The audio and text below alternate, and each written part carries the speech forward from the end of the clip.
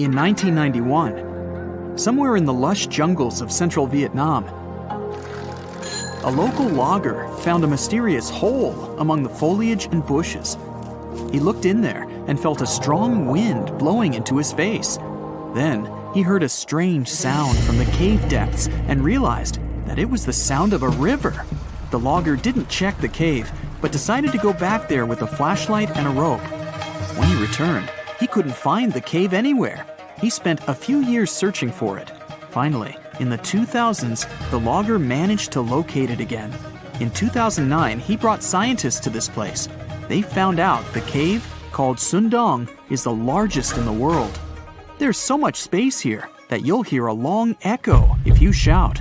Sundong's main passage reaches 660 feet in height in some places, which is more than half as tall as the Empire State Building. The area of the cave is so huge that an entire New York City block with 40-story skyscrapers would fit in there. There's a deep underground labyrinth under the jungles of Vietnam, hiding 3 of the largest caves in the world, and Sundong is number 1 on this list. The vast space inside is filled with various plants, unique microclimates, and different landscapes. There's a real jungle growing underground. It became possible thanks to the collapsed ceiling in some places. It lets sunlight penetrate there from above. There are huge stalactites 250 feet high on the ceilings and walls, which is more than the length of a passenger Boeing. They've been here between hundreds of thousands and millions of years. Some limestone deposits are more than 450 million years old. It means they've existed since the time long before the dinosaurs. Besides the jungle, there are also many rivers in the cave. They were formed because of rainwater coming down from holes in the ceiling. These rivers are smooth and fast, like slides in a water park.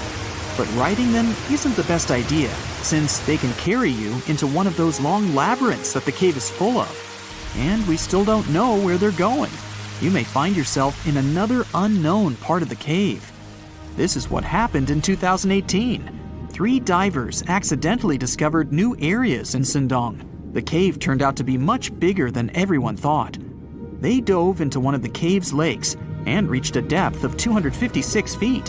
At the bottom, they found a separate tunnel.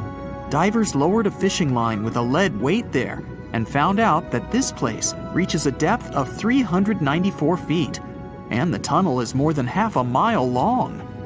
We still don't know the exact size of the tunnel. Sundong also connects to another huge cave. There are lots of things you can see in Sundong besides underground labyrinths and rivers. You can find spacious rooms with lakes, and you can walk for hours along dark mountain corridors. This place is strikingly beautiful, but dangerous at the same time. And the coolest thing is that you can take a walk here. Since 2013, Sundong Cave has been open to tourists. It's not just an easy walk to take some selfies though. The expedition to the cave lasts for several days. For the first day and a half, you'll explore the 3rd largest cave in the world. And only after that, you'll reach Sundong. The path will take you through rivers, dense jungles, mountains, and rocks. You can meet many exotic birds, monkeys, and other animals. And according to many people, the way to the cave is even more impressive than the cave itself. When you reach your destination, you'll spend the next few days exploring Sundong. Together with other tourists, professional guides, and porters, you'll be sleeping in tents in different places in the cave every day. You'll see some stunning landscapes and, get ready for this, 400-million-year-old majestic fossils. There are also dark rooms with lakes that are good for swimming. Such adventurous expeditions become more popular every year. People who visited the cave call it the most amazing place they've ever seen. Another amazing cave is located in Indonesia, on the island of Flores. It's quite small, but holds amazing things inside. In 2003, a group of scientists discovered ancient artifacts here, including fossils of primitive tools, such as sharpened stones. Scientists realized that hundreds of thousands of years ago, this place was home to our distant ancestors. Then they found a very unusual female skeleton. That woman was only 3.5 feet tall. This is the height of the waistline of an average adult person. That woman had no problems with her spine or with the development of her bones, though. This and other skeletons found in the cave belong to some unknown human ancestors. Scientists called this species Homo floresiensis, or simply, Hobbit. The woman's weight was about 35 to 79 pounds. Analysis of the skull and bones showed she was about 30 years old. Hobbits probably lived on Earth between 190,000 and 50,000 years ago. There's a chance they met the ancestors of modern humans. The next cave is in Turkey. Imagine that you live in an old house and decide to make some repairs. You throw all the old stuff out of the rooms. The last place to sort out is your basement. You've hardly ever visited it and have no idea what's hidden there. But it's pretty spacious, so you decide to turn it into a room. You tear down the wall and discover the entrance to the cave. This is a tunnel that leads underground. You walk through the cave and see a real underground city. This happened in Turkey in 1963. One of the locals discovered a secret passage to a lost city in his basement. About 20,000 people could live there. There was enough space for livestock and food supplies. It's not just a maze of tunnels. There's a chapel, a school, stables, kitchens, walls, and other signs of civilization. The city was built in the Byzantine era, in the years 780 through 1180. It's not the only one down there and is connected to many underground tunnels and towns that stretch for several miles. Let's finish our journey in the strangest and most frightening cave. We're going to the southeast of Romania, near the Black Sea. Here, on a desolate wide plain, you can find a hole. This is a tunnel leading deep underground. The air inside the cave has high levels of hydrogen sulfide and carbon dioxide. Under normal conditions, the air we breathe contains around 20% oxygen, but it's only 10% here. You won't be able to breathe freely without an oxygen tank. The water and air here are poisoned. Almost no animals are able to live in such conditions, at least the ones we know about. And this cave is filled with 48 species of living organisms, 33 of which are new unknown species. Creeping things that live here can scare you, especially if you're afraid of bugs. Strange white snails and white spiders are crawling along the walls. An unknown species of leeches and transparent shrimp are swimming in the water. White millipedes with huge mustaches are creeping on the ground. Here you can also meet an unknown kind of scorpion with a transparent white body that doesn't look like any other kind of scorpion. Nothing here looks like ordinary animals at all. All creatures in the cave are white or transparent. They don't have eyes, but they have long paws and antennae whiskers that help to navigate in space. Plants can't live here without sunlight and clean air. This means that oxygen isn't produced in this place. So how do these creatures manage to survive? The answer is in the water. The surface of the lake and puddles here is covered with strangely moving foam. This substance is a living organism. It consists of 1 billion bacteria called autotrophs. Ordinary plants absorb carbon dioxide and use photosynthesis to produce oxygen. This cave is filled with carbon dioxide. Autotrophs absorb it and secrete tiny food particles. Bacteria feed on these particles. Larger organisms then feed on those bacteria, and so on. In the end, there's enough food for everyone. This process is called chemosynthesis.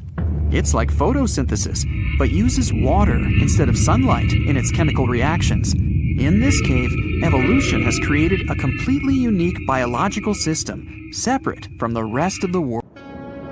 You know, scientists make discoveries that change the world, but even they can face mysteries. Here are 10 things that have baffled scientists.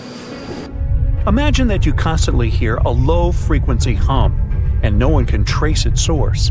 Roughly 4% of the world's population hears the hum. It's a geography-free sound. I mean, people all around the world hear it, so the name varies from Tao's hum to Auckland hum, depending on the region where it gets generated. The sound is just on the threshold of human hearing. People hear it less when they're outside, and it gets louder indoors, especially at night. What's even scarier is that you cannot unhear it once you've heard it. Some folks say it started in London around the time of Charles Dickens, who wrote A Christmas Carol, and the low-frequency sound actually comes from the humbug. Or not.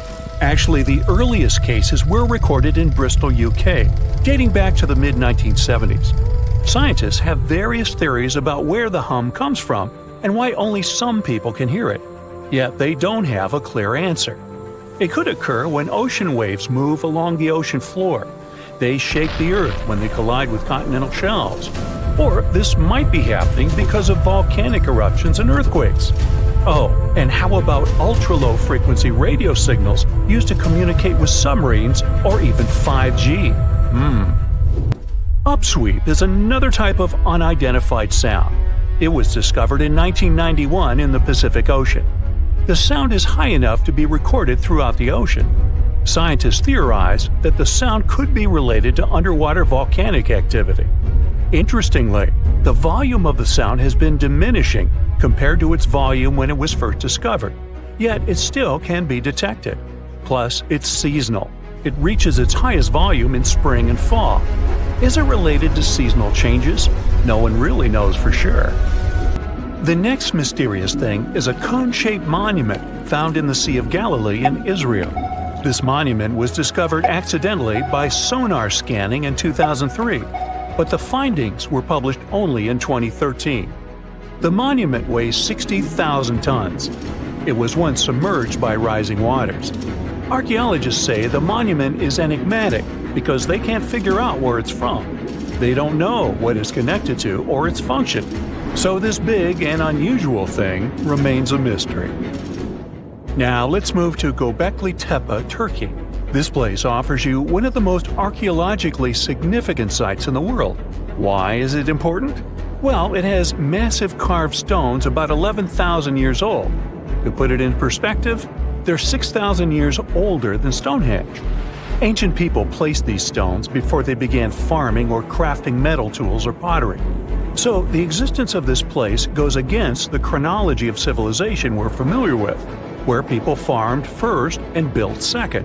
Apparently, it wasn't like that. In any case, a good question is, what was the purpose of this site? Was it built to worship some spirits? Yep, archaeologists believe it might be the world's oldest temple. Okay, say this with me. Paleodictyon notusum. Yeah, I know it sounds like a chemical formula. This is a living fossil found deep down on the ocean floor. A creature makes these hexagonal burrows, that for sure. Yet scientists can't identify the artists. Now, what do I mean by living fossil?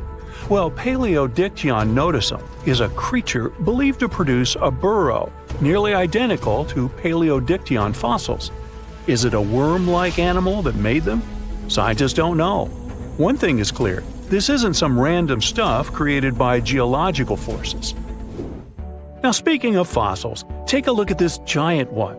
Its informal name is Godzillius. It was discovered in 2011 by an amateur paleontologist. This is a scientist who studies the history of life on Earth by analyzing fossil records. Anyway, back to Godzillius. It's almost 7 feet in length and 9 feet tall if you were to measure it upright. This fossil is 450 million years old, coming from the time when Cincinnati was underwater. It might be a fossilized algae mat, but some scientists have different opinions. This is a massive tunnel found in South America. The tunnel is at least 8,000 to 10,000 years old. At first, researchers discovered a couple of colossal burrows. They were enormous and neatly constructed. Geologists were amazed, saying they had never seen such structures before. There's no known geologic process to explain their formation.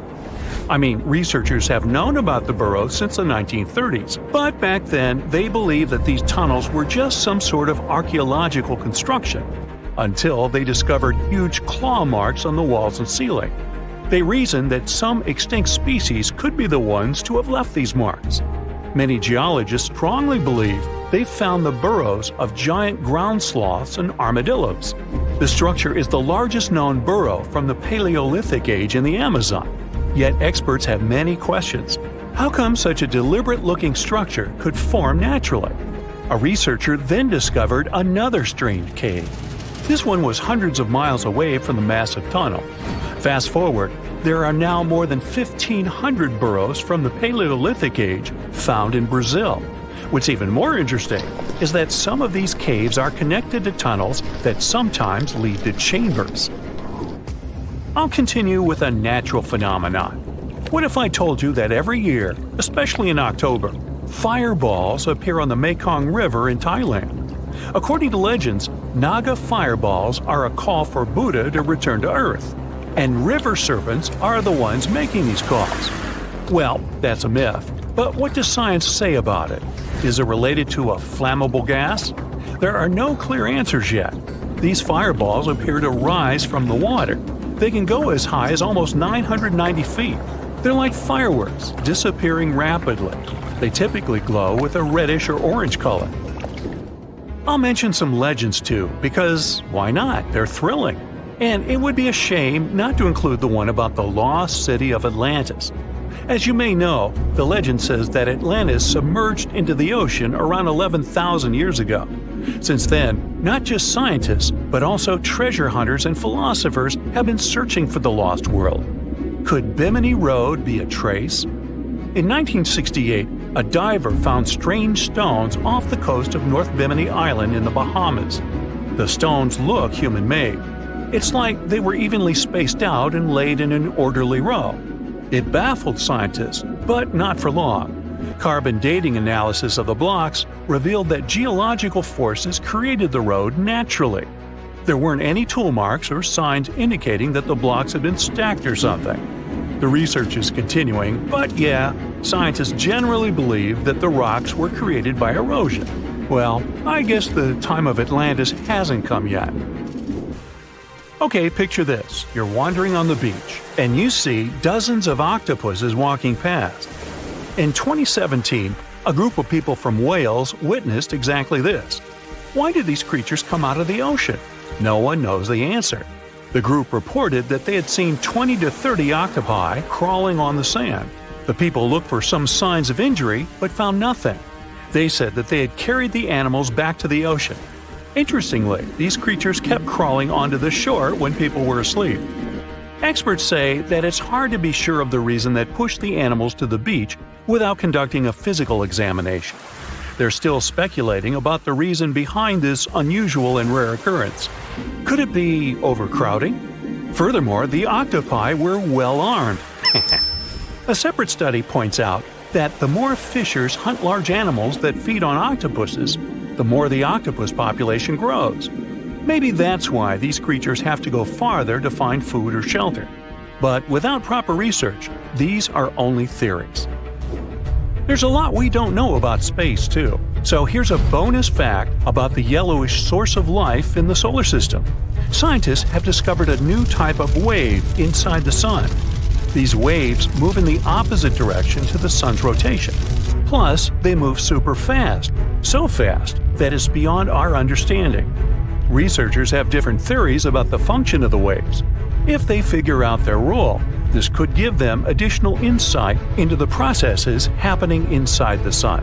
And yes, the octopi were well armed.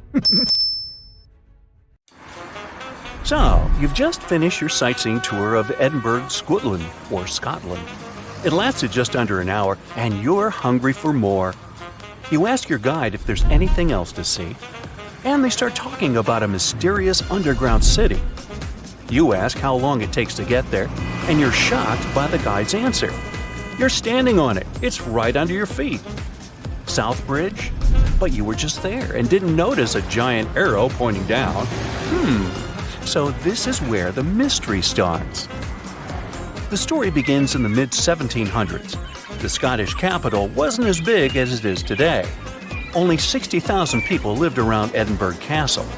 All of them were packed inside medieval walls, and they say today's cities are overpopulated. Get a load of the living conditions back then. The buildings were tall, so there was little natural light. Some houses had 14 stories. Cows walked the narrow winding streets, and livestock.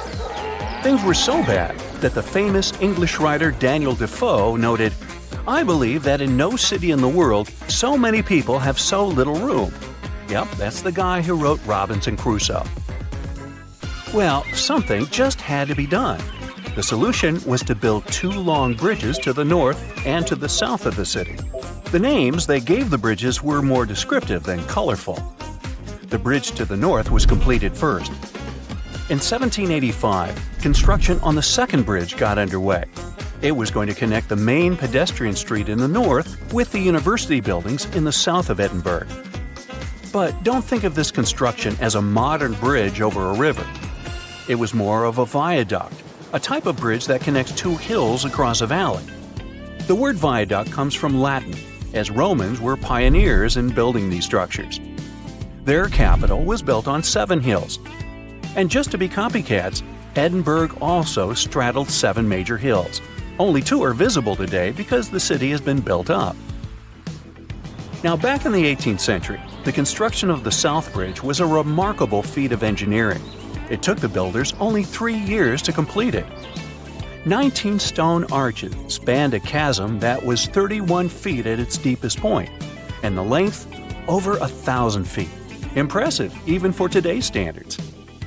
But what does a 2.5 centuries old viaduct have to do with an underground city? Well, it is the city. You see, they designed Southbridge to be hollow on the inside. As you walk along this street today, there is actually a huge human-made cave beneath your feet. The popular name for this set of chambers is the Edinburgh Vaults. But what was the purpose of this space? And is there something or someone there now? Well, let's take it one step at a time. The builder's original intention was for these vaults to serve as merchant shops. At first, it worked out fine.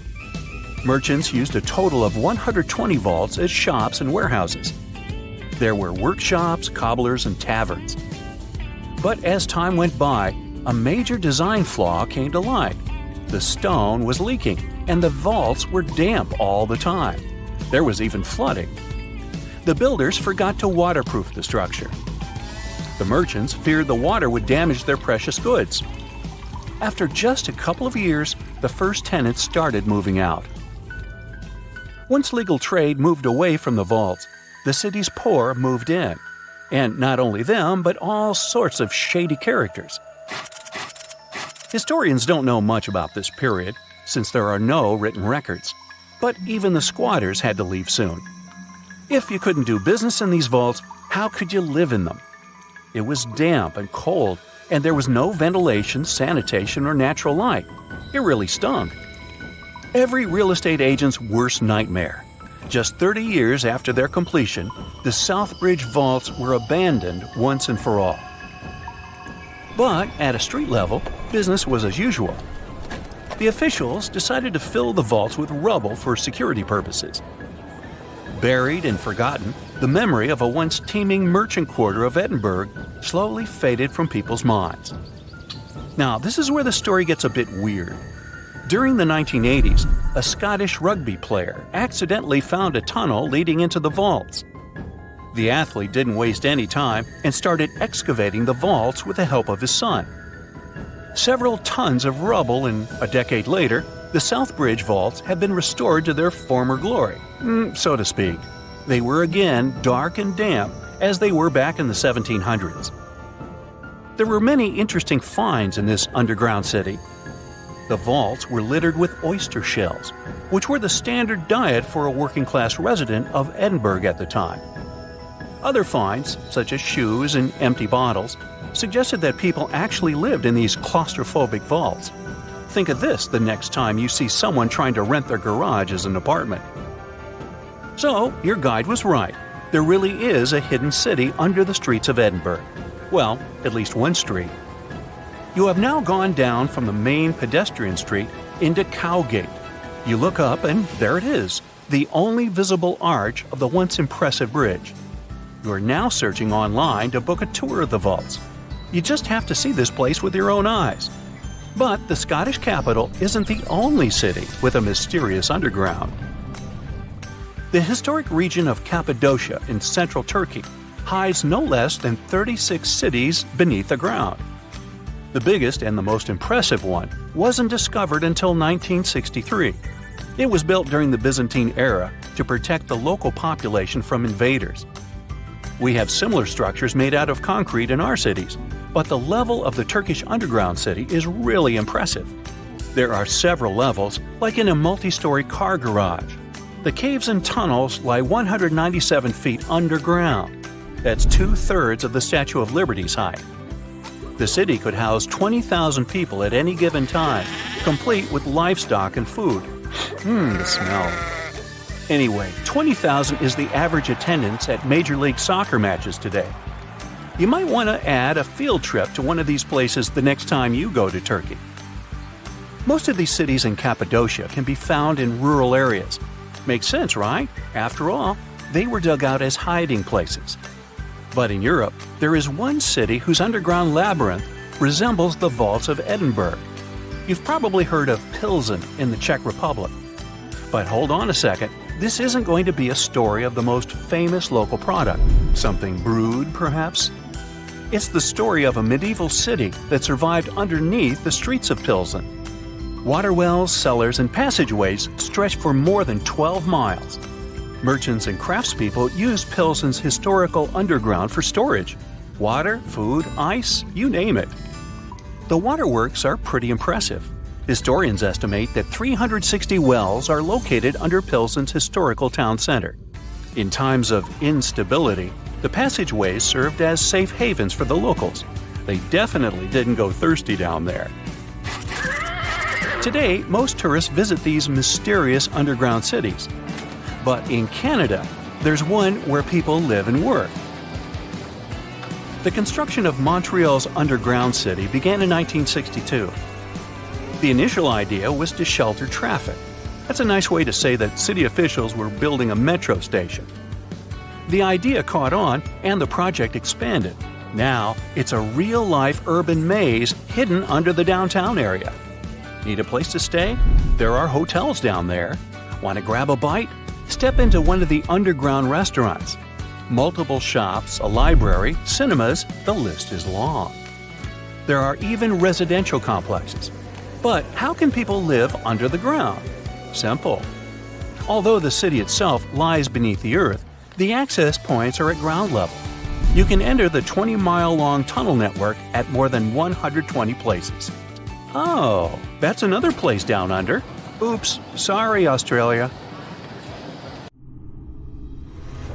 A human being can survive up to a couple of months without food, a few days without water, and 69 days trapped underground. At least, that's what 33 miners in Chile managed to do. The 5th of August, 2010, started like a regular workday deep underground. The miners were going about their business, digging for copper, gold, and other minerals. Some of them were working almost 2,500 feet below the surface. Another group was resting in the refuge, a room carved out of the rock for miners to relax in and breathe some fresh air pumped in from the surface. They were waiting for a pickup truck to give them a ride up for lunch. Around 2 p.m., they felt some massive vibrations. A massive bang followed. Everything around started shaking. Dust filled the air, and the passageway collapsed, trapping the men inside. When the noise faded, the miners decided to make a run up to the surface from the refuge. Their shift manager and others joined forces, determined to rescue every single man. Deep below, 2 miners were loading rocks into a truck when they felt a burst of pressure. They thought it was nothing extraordinary until the dust became so thick that they couldn't see a thing. Driving blindly, they almost collided with their shift supervisor, who signaled them to stop. With the truck now packed with terrified men, they set on a treacherous journey toward the surface. The truck struggled under the weight of its passengers, but it pressed on. They met up with more workers, cramming onto the truck like sardines. Obstacle by obstacle, they moved to the surface until they bumped into a huge rock, weighing around 700,000 tons and as tall as a 45-story building. They sent the smallest of the miners to see if there was any hope of squeezing through next to the rock. He only managed to crawl 10 feet forward with a lamp in his hand and told everyone else there was no chance to get any further. Some of the older miners got trapped at work before, but it would usually be some rocks that a bulldozer could clear in a couple of hours. This time, it was different. The miners didn't plan to give up, so they split, and one group searched for shafts that let air, water, and electricity flow into the mine. Those are supposed to have ladders to serve as an escape room. They managed to find one chimney with a ladder. One of the miners climbed up, breathing in dust and holding onto slippery walls. The chimney led him to the same rocky wall they'd seen before. It meant only one thing. There really was no way out. They had to deliver the sad news to the rest of the miners who went back to the refuge. It had enough snacks to feed 33 people for several days. Someone grabbed the snacks, still not realizing they could be stuck down there for days or weeks. Cans of peaches, peas, and tuna, 6 gallons of condensed milk, and 93 packages of cookies were all they had. The one thing they wouldn't have to worry about was water. There was more than enough of it in nearby tanks, which were keeping the engines cool.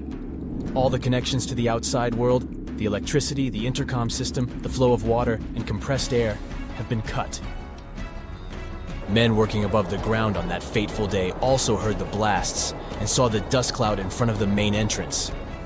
While the miners were settling in for the first night in the refuge, the local emergency squad was trying to do everything in their power to save everyone.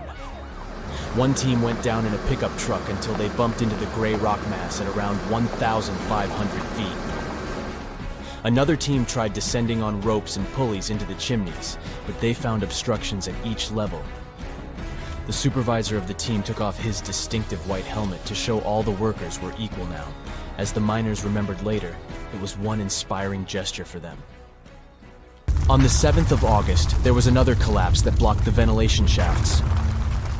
On the next day, the rescuers started drilling holes and sent down listening probes to see if there were any signs of life down there, with no results.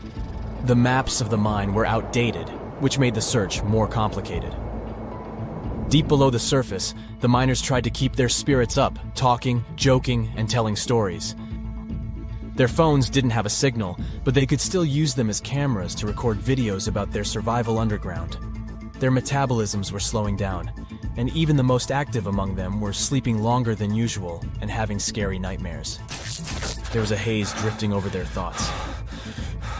They spent 17 days without any contact with the outside world, eating only once every other day. Some of the miners started having health problems.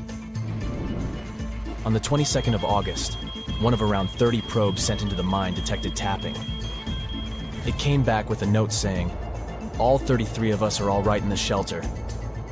Soon, rescuers managed to deliver food, water, letters, first aid, and other necessary supplies through the narrow borehole. They also sent down high-tech video cameras that beamed back live footage of the men in their steamy, sauna-like surroundings. The miners invented a system of jobs and routines to survive in those conditions and remain sane. Above ground, an international team of engineering and mining geniuses put their heads together to crack the code of how to bring those brave souls back up to the surface. They came up with a plan to drill an escape tunnel and lower a capsule inside the mine, large enough to fit one person at a time. Then a crane would pull the capsule back to the surface. They brought 3 separate drilling rigs to the site and began work on the 30th of August, 25 days after the accident. The trapped workers were helping their rescue from below. They formed 3 teams and worked 8-hour shifts, demolishing debris caused by the drilling to reinforce the mine's walls. The original plan was to set them free by December, but Plan B drill finished working on a tunnel by the 9th of October. It took 2 more days to line up the tunnel with metal tubing. Finally, a rescue worker went down into the mine inside the capsule. The families and friends of the miners were waiting above the ground in a makeshift Camp Hope. The first worker got out of the mine after a 15-minute journey through 2,050 feet of rock inside the capsule. He was greeted as a hero.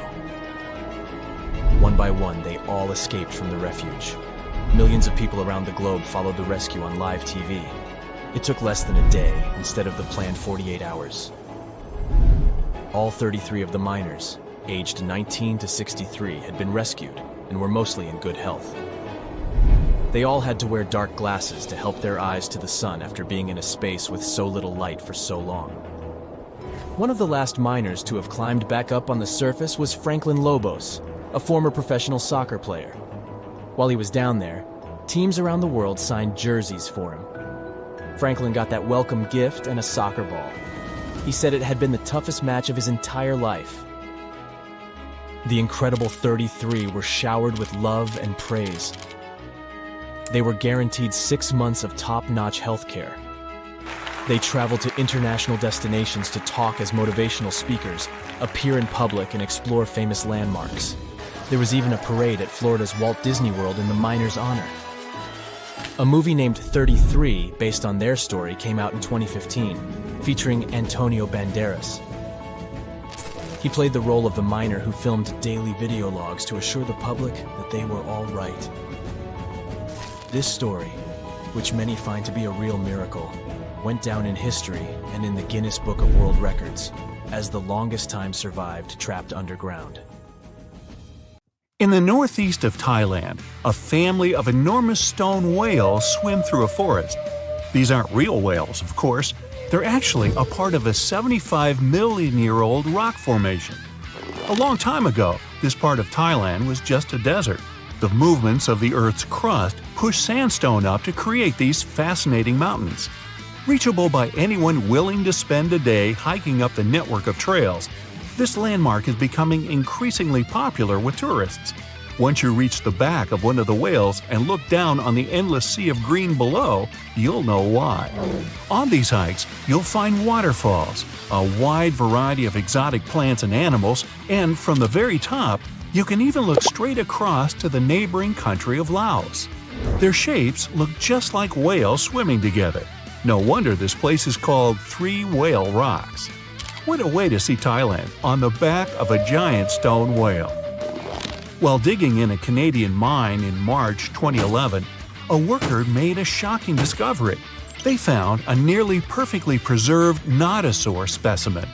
This extinct dinosaur weighed in at around 3,000 pounds and grew to 18 feet.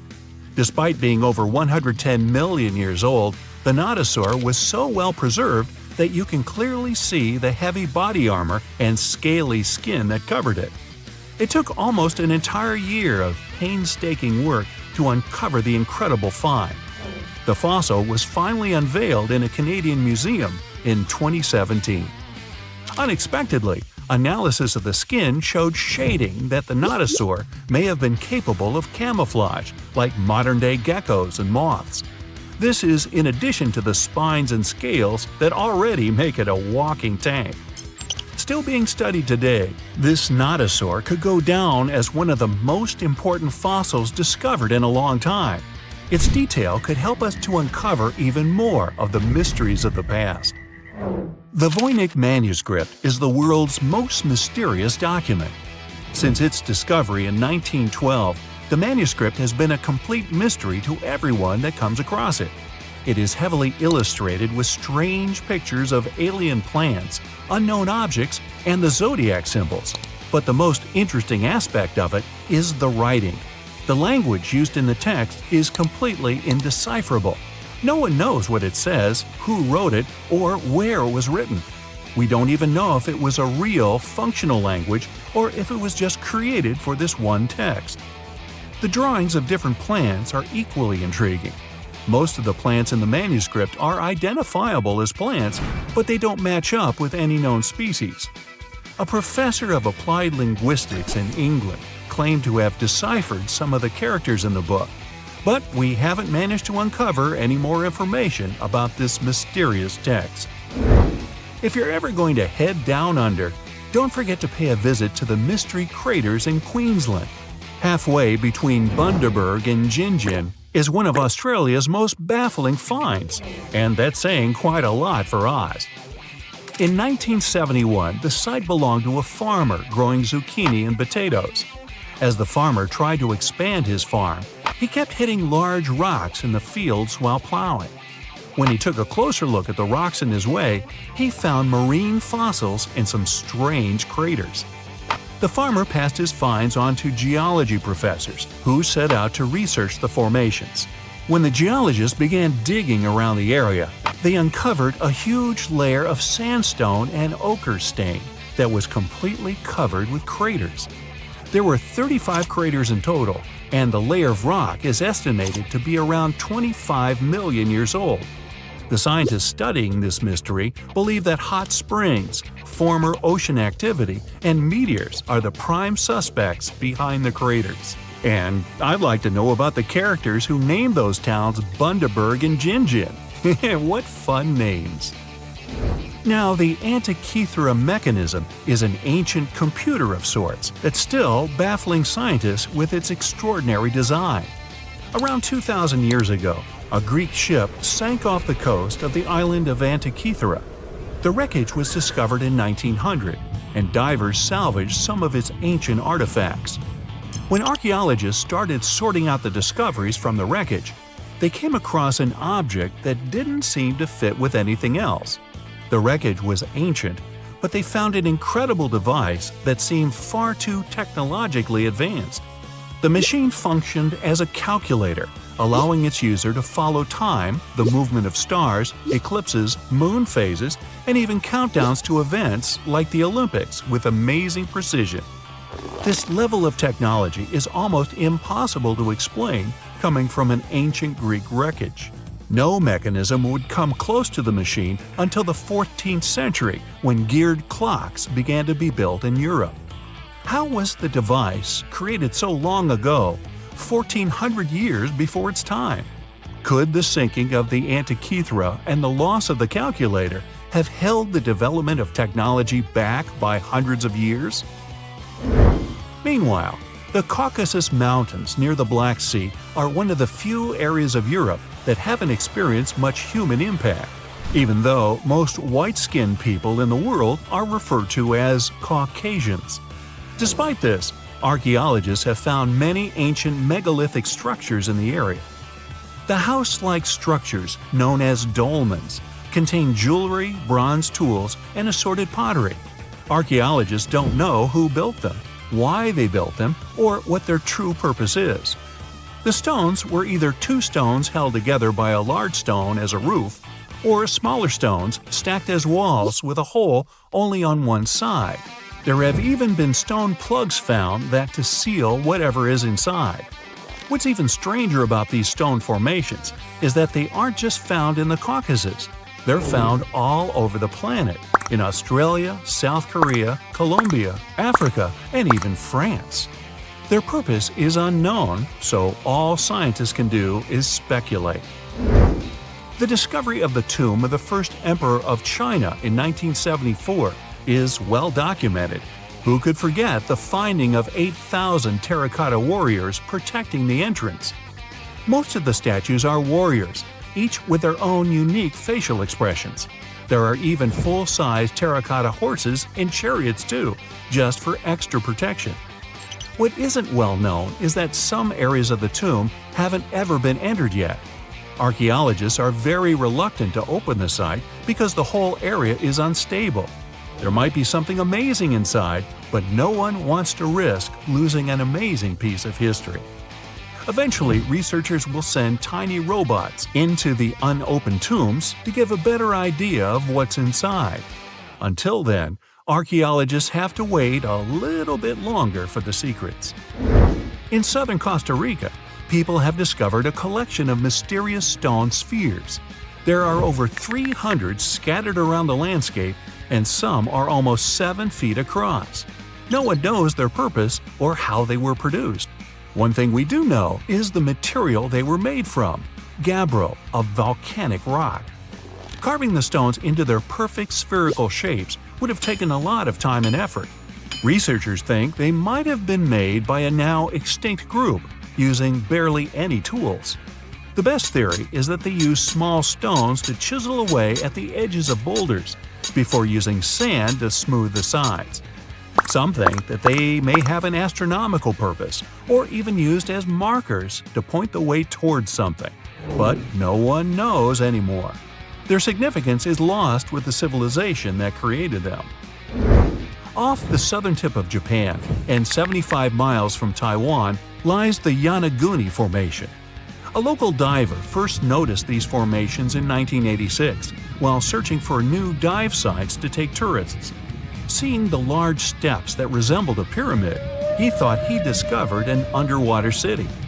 Some archaeologists believe that the structures could have been signs of a fabled Pacific civilization, like Atlantis, that vanished beneath the waves thousands of years ago. There are also reports of marks in the stone, suggesting quarry work. Some people even claim that there were faded images of humans and animals carved into the stone. None of this is backed with much evidence, though. Most experts believe that the formation is natural, and the symmetry of the rocks has been overstated. They are not as straight as reported, and it appears to be solid natural rock, rather than carved blocks. In other words, the resemblance to a sunken civilization is just a coincidence. In Turkey, archaeologists believe they might have found the oldest known architecture in the world, over 10,000 years old, according to experts.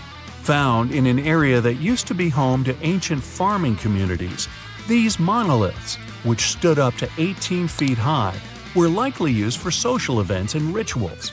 Not much is known about them, though. These large stone structures seem to be human-shaped, with images of animals carved into them. Nearby, researchers have found signs of domestic housing, suggesting that these amazing monuments might have signaled the start of the move towards modern civilization. The Kimbaya artifacts are some of the most interesting artifacts ever found. The most curious thing about them is how closely they seem to resemble modern airplanes. They're so aerodynamic that modern scientists believe they might even be able to be used as blueprints for a functioning aircraft. In 1994, two aeronautical engineers created larger-scale models of these artifacts. They proved that the designs fly, with a little help from modern engines. What's really astonishing is that these objects are possibly thousands of years older than the first airplane by the Wright brothers. Just another one of our world's fascinating mysteries. On January 10, 1992, a huge cargo ship sailed somewhere in the middle of the Pacific Ocean. It got caught in a strong storm. Its waves battered the ship frightfully, and some of its containers fell into the water. One of them opened and released some 29,000 rubber toys. There were yellow ducks, frogs, and blue turtles. From that moment, their journey of almost 20,000 miles across the world's oceans began. This enormous number of toys survived many years of storms, salt water, encounter with marine animals, and countless days under the scorching sun. The ducks even ventured into the icy waters of the Arctic and swam through the spot where the Titanic sank. Some of the toys settled in Hawaii, and some went to the shores of England. Many people watched their journey all the time. Oceanologists studied ocean currents with the help of this migrating flock of rubber duckies. People authored books about these ducks. Each toy is an artifact, and somebody managed to find at least one of them. One frog washed up on the coast of England, and other toys were found in the ocean. People are looking for them and selling them for thousands of dollars. Until now, these wanderers are floating somewhere out there, and you may find one of them sometime. I keep mine close by. You know what ammonite is? It's a kind of a big ancient seashell with a spiral on its back. So, the coast of Washington hides many fossils of these animals. One day, a group of scientists went there to find these prehistoric things. But instead, they found a massive bone of an unknown dinosaur. The problem was that the fossil was stuck in a coastal rock. Paleontologists dragged a stone saw to get the find. They extracted the bone and discovered it belonged to an animal that lived about 80 million years ago. It was a theropod, a predatory dinosaur that moved on two legs. T-Rex and velociraptors belonged to this species. It's not proven exactly who this bone belonged to, but researchers say the descendants of these dinosaurs are modern birds. In 2008, on the shore of Brighton Beach, people discovered probably one of the most unusual things that have ever been thrown on the shore. This was a big 8-foot Lego man. He was whole and looked great. It's unknown how long he stayed in the ocean and ended up here. The discovery attracted the attention of locals and the district administration. The Lego man looked so cool on the beach that the people at City Hall decided to leave him there. Nobody knows the true story of this giant toy. Some say that Lego Man arrived from Denmark. There's a Legoland theme park. Maybe the toy came straight from there. Others are sure that it fell from some passing ship. See rubber duckies.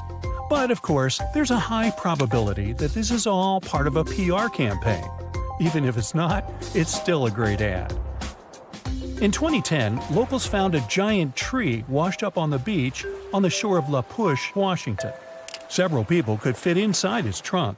There's enough room to squeeze in a bed, a table, a TV, and even throw a small party.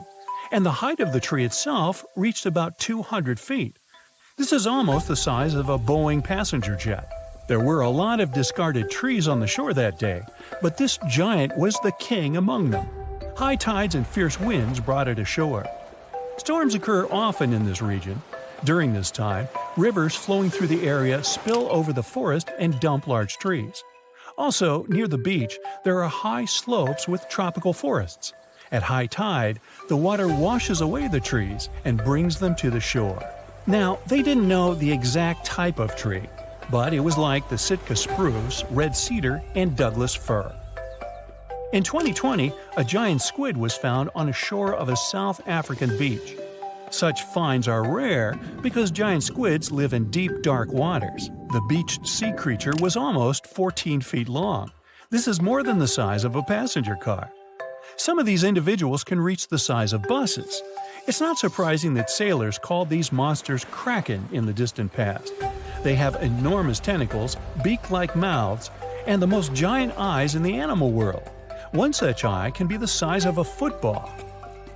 In 2021, a family found an old closed bottle on a beach in Hawaii. And of course, there was a message written 37 years ago inside. The letter was written in English. Then it turned out that school students at one Japanese school wrote this message. Back in 1984, the school released about 450 bottles into the ocean to study ocean currents. The letter had an address with a request to give it back. Now, about 50 bottles have been returned to that school in Japan. But this message, found on the shore of Hawaii, is the first since 2002. Imagine you're walking along the shore and suddenly see something strange in the distance. It looks like a giant starfish with large dark green tentacles.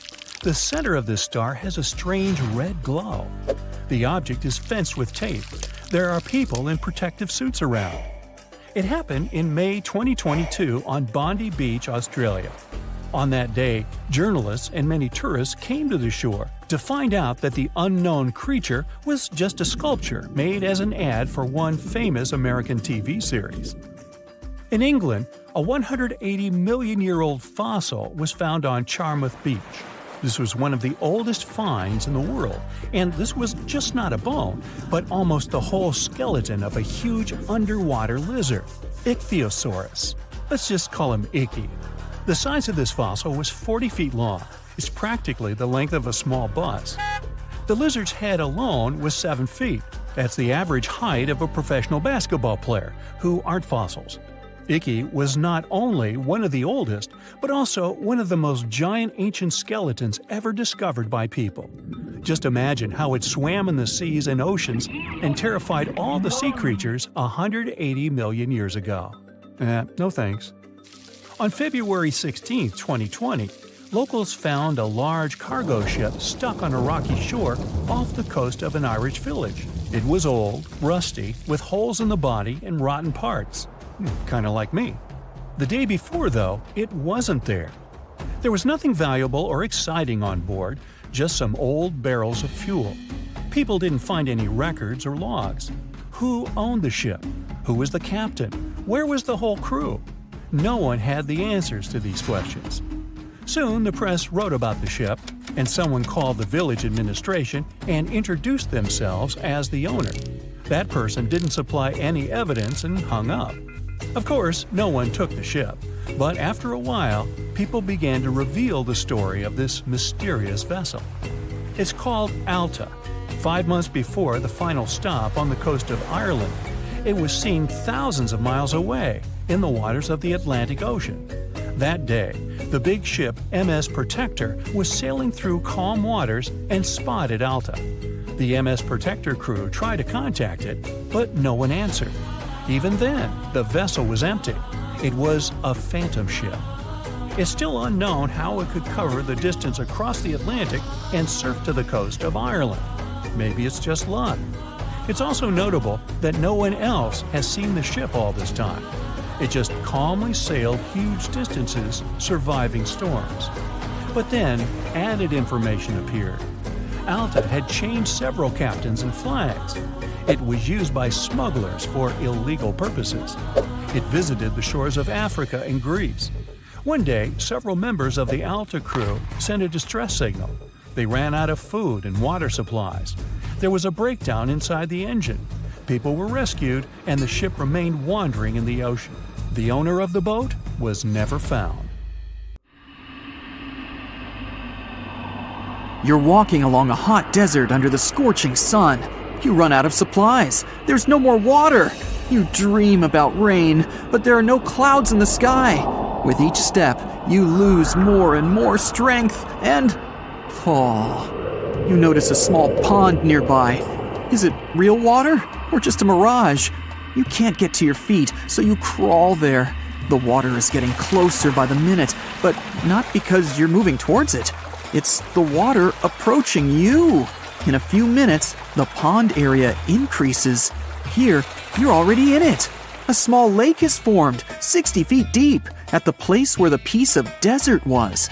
This real event happened in 2014 in the Tunisian desert. No one knows exactly on what day the lake appeared, since this part of the south of Tunisia is sparsely populated. At first, shepherds passing by saw the lake and didn't believe their eyes. In the next few hours, hundreds of locals came running to the place. They began to swim, jumping into the water from the surrounding rocks. But a few days later, something strange happened to the lake. In the beginning, it was a crystal clear turquoise blue color, but then it turned dark green. People didn't attach any importance to this and continued to swim. They shouldn't have done that. The scientists and geologists arrived and immediately announced that it wasn't safe to swim in the lake. Muddy green water means the lake is stagnating. It's not refreshed, it's not fed by underground springs. Now the lake is filled with algae and a lot of harmful bacteria that can cause serious diseases. They also found out that this region of Tunisia is filled with huge deposits of phosphate. This substance can disintegrate and leave radioactive traces. The lake can be carcinogenic, toxic, and hazardous for any living organism. But people didn't worry about this too much. They walk in the middle of the desert, while the sun heats the air to 104 degrees Fahrenheit. Most of them are unlikely to refuse to jump into cool water, despite the warnings of scientists. Until now, no one knows exactly the reason for the appearance of the lake. Some scientists believe the lake was formed because of heavy rains. The lake is surrounded by rocks and is located inside a canyon. The water could just accumulate after each storm. Some geologists think an earthquake was the cause of the lake. A small seismic activity provoked the rupture of the Earth's rock above the water table, and through this hole, all the water splashed out. And if this theory is correct, then the lake can be pulled back underground through cracks. This is the same as when you pull the plug out of a drain hole in a filled bathtub. Any small earthquake is like pulling the plug out. Therefore, if you find yourself in these places, don't swim in this radioactive lake. We're going to the Caribbean Islands region. Among the clear blue sea, you can find a unique lake. It's located on one of the paradisical islands. You may not even notice the lake right away. The entire territory may seem like a huge concrete platform, but the main thing is not to step on its surface. Pitch Lake is a lake filled not with water, but with liquid asphalt. This is the largest asphalt deposit in the world. Steam is coming from all over the lake as it's hot. The depth of this lake is 250 feet. An entire passenger Boeing could fit there in an upright position. The lake is not fully studied, but scientists believe there's a deep fault in the Earth's crust under it. A huge amount of oil seeps through it. It passes through various chemical compounds and turns it into the asphalt. According to rough estimates, there are about 10 million tons of hot material inside this place. Theoretically, no life can exist in such conditions, but scientists have discovered a colony of microbes. Somehow, these creatures have learned to survive here. This also suggests that life outside of our planet may exist. The largest moon of Saturn, Titan, has many hydrocarbon lakes on the surface. And if the simplest forms of life appeared among 1 million tons of molten asphalt here on Earth, then nothing prevents them from appearing on Titan. We're going to Indonesia, to the island of Java. You need to climb a large volcano to see the next phenomenon. The volcano is overgrown with grass and trees, but it doesn't seem to be sleeping. Smoke is pouring out of its mouth. You climb to the top and see a clear lake instead of boiling magma. The blue sky is reflected in its bright turquoise surface. But don't try to jump there. This lake is filled with acid. The magma inside volcanoes comes from the deep bowels of the Earth's crust. The incandescent liquid consists of many molten metals and chemical compounds, and the lake is filled with particles of these metals. In addition, the volcano emits sulfur dioxide gases. When they combine with metals, they form a beautiful turquoise color. You'd better come back here at night. In some places, a lot of sulfur is concentrated. These accumulations come out of the lake and come into contact with the air. When this happens, everything around bursts into bright blue flame. It's safe to observe this from the side, but don't get too close. Nearby, on this island, there's another acid lake. It also releases sulfurous gases into the air, which are easily ignited when in contact with oxygen. And when this happens, the gases burst into a bright blue electric flame. It's difficult to see the flames during the day. At night, you can see these flashes from afar. Our next location is Australia. You start the drone high above the forest area. Among the green dense forests, you can see a bright pink spot. It's our lake. This time, the beautiful pink color may not stop you from swimming. You can relax here and take beautiful photos. The lake attracts thousands of tourists, but scientists have only recently been able to find out the reason for the unusual color. At the bottom of this salty lake in Melbourne, special algae grow and secrete a red pigment. In combination with sunlight, high temperatures, and a small amount of precipitation, it turns the lake pink. By the way, Australia is not the only place with such a phenomenon. There are lakes with a pink tinge of water all over the world. You can find them in Senegal, Bolivia, Kenya, and many other countries. The water of these places is also salty and contains the red pigment of unusual algae. We leave the hot beaches and fly to cold Canada. Here, we see a frozen Lake Abraham. We step on the ice and notice huge frozen bubbles inside. They resemble jellyfish, and there are thousands of them there. This is methane. It's a highly flammable substance. The grass, leaves, pieces of trees, and any organic substances that fall into the lake become food for a lot of bacteria that emit methane. Upon contact with frozen water, methane turns into tens of thousands of frozen balls. When the ice melts, the bubbles burst and sizzle. This phenomenon can also be observed on some shores of the Arctic Ocean. There, the size of the bubbles can reach several times more than balloons. It's a beautiful sight, but it's not safe, since methane ignites when it contacts with air. We're in the coldest place of our journey. It's Antarctica, near the driest desert on Earth. A dry place doesn't mean it has to be hot. It's an area with minimum precipitation. The desert isn't sand and cacti, but a place where almost no living life inhabits. Some areas of Antarctica meet these two criteria. However, in this icy desert, you can notice a tiny lake. Its depth is only a few inches. Technically, it's a pond, but the most amazing thing is that it stays in a liquid form. The temperature here drops to negative 58 degrees Fahrenheit. The pond should be frozen, but this doesn't happen. Don Juan Pond is one of the saltiest reservoirs on the planet. The amount of salt here doesn't allow the water to freeze. Scientists have been studying this lake for more than 60 years, but they still can't find out the exact reason for the appearance of water here. You're in the Atacama Desert in northern Chile, one of the driest places on Earth. But this desert has a beautiful secret. Every 3 to 5 years, flowers pop up out of nowhere. It's so famous, it's also called the flowering desert. Seeds lie around in the ground just waiting for some rain. When the desert gets enough water, about 200 types of flowers sprout up. The yellow sands of the Atacama turn purple, white, green, and even pink.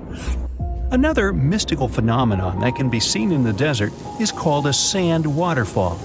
When the wind brings a lot of sand to the edge of the canyon, it begins to fall down. Now amplify this effect 100 times and you get a sand waterfall in Saudi Arabia. It really is like Niagara Falls. only there's not a drop of water. The locals say this phenomenon warns of an impending sandstorm. Fairy rings, also known as elf rings or pixie rings, are mysterious circles of mushrooms that appear in grasslands and forested areas. There's a lot of debate about why these fairy rings form a nearly perfect circle. Some superstitions claim that fairy dances would burn the ground, causing mushrooms to rapidly grow.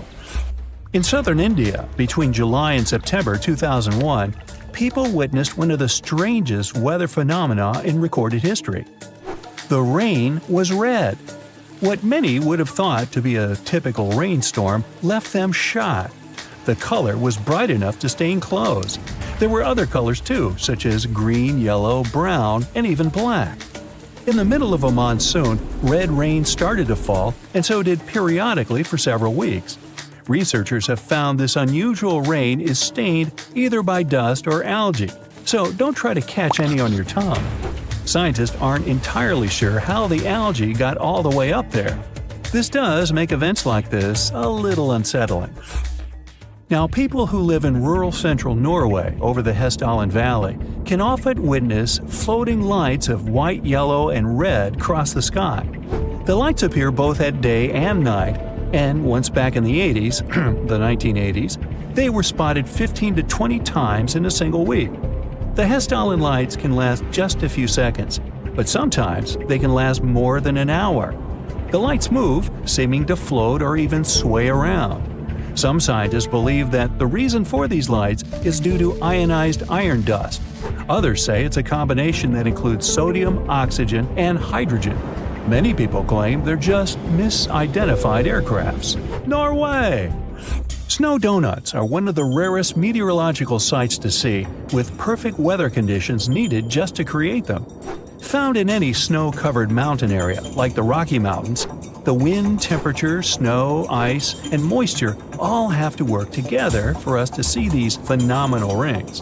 A thin layer of wet snow on the ground. Under that layer, ice or powdered snow. Then, a strong enough breeze to roll the donut down a hill, just like a snowball. Once it stops rolling, it can be the size of a baseball or as large as a car tire. It all depends on how strong the wind is. A newly formed snow donut won't stay around for very long, so hurry up with that camera and watch your head. Can you believe there's another place on Earth with its own ecosystem and atmosphere, similar to another planet? Well, start believing. Movil Cave, located in southeastern Romania, remained closed in complete darkness for a whopping 5.5 million years. It wasn't until workers discovered the cave, when they were looking for a place to build, that anyone learned about it. Scientists carved out an opening to the cave and found that a completely sustained ecosystem was thriving inside. As a pathway was carved through the rock past numerous tunnels, scientists found a lake of sulfuric water that stank like rotten eggs. The air was filled with hydrogen sulfide and had 100 times more carbon dioxide than Earth's atmosphere contains. Needless to say, this air is completely toxic. What's even crazier is that a whole ecosystem has been existing in this cave, with 33 species that can't be found anywhere else on Earth.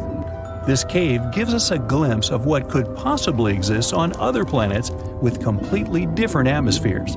How it managed to exist on Earth all this time without anyone knowing is rather unbelievable, isn't it?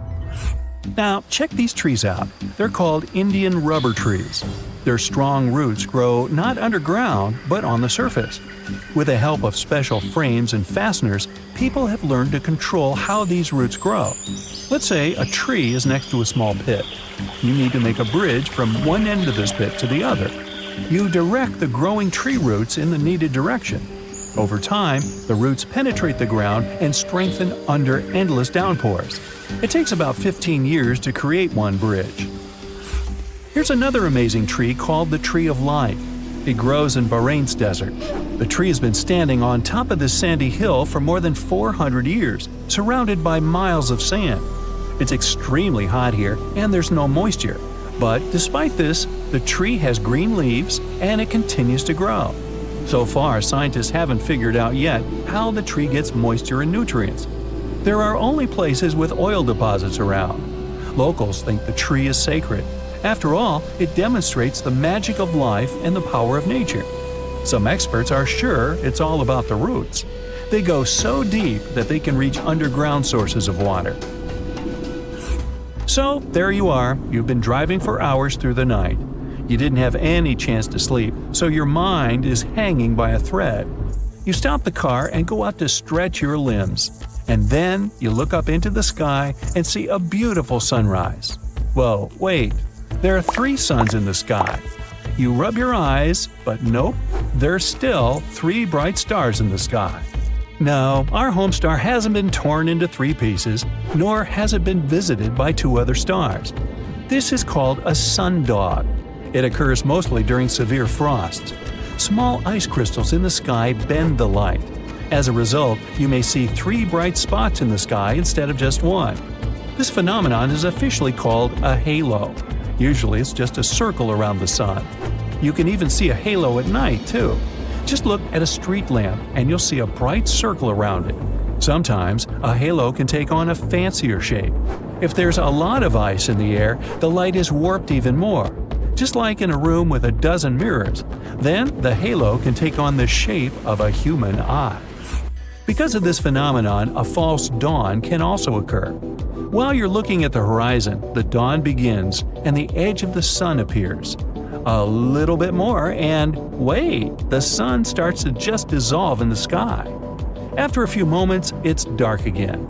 And only a minute later, the real sun shows its face. It was the same light curvature effect you saw before with the 3 suns. Only now, the light is curved vertically, not horizontally. And instead of the real sun, its reflection in ice crystals in the sky appeared.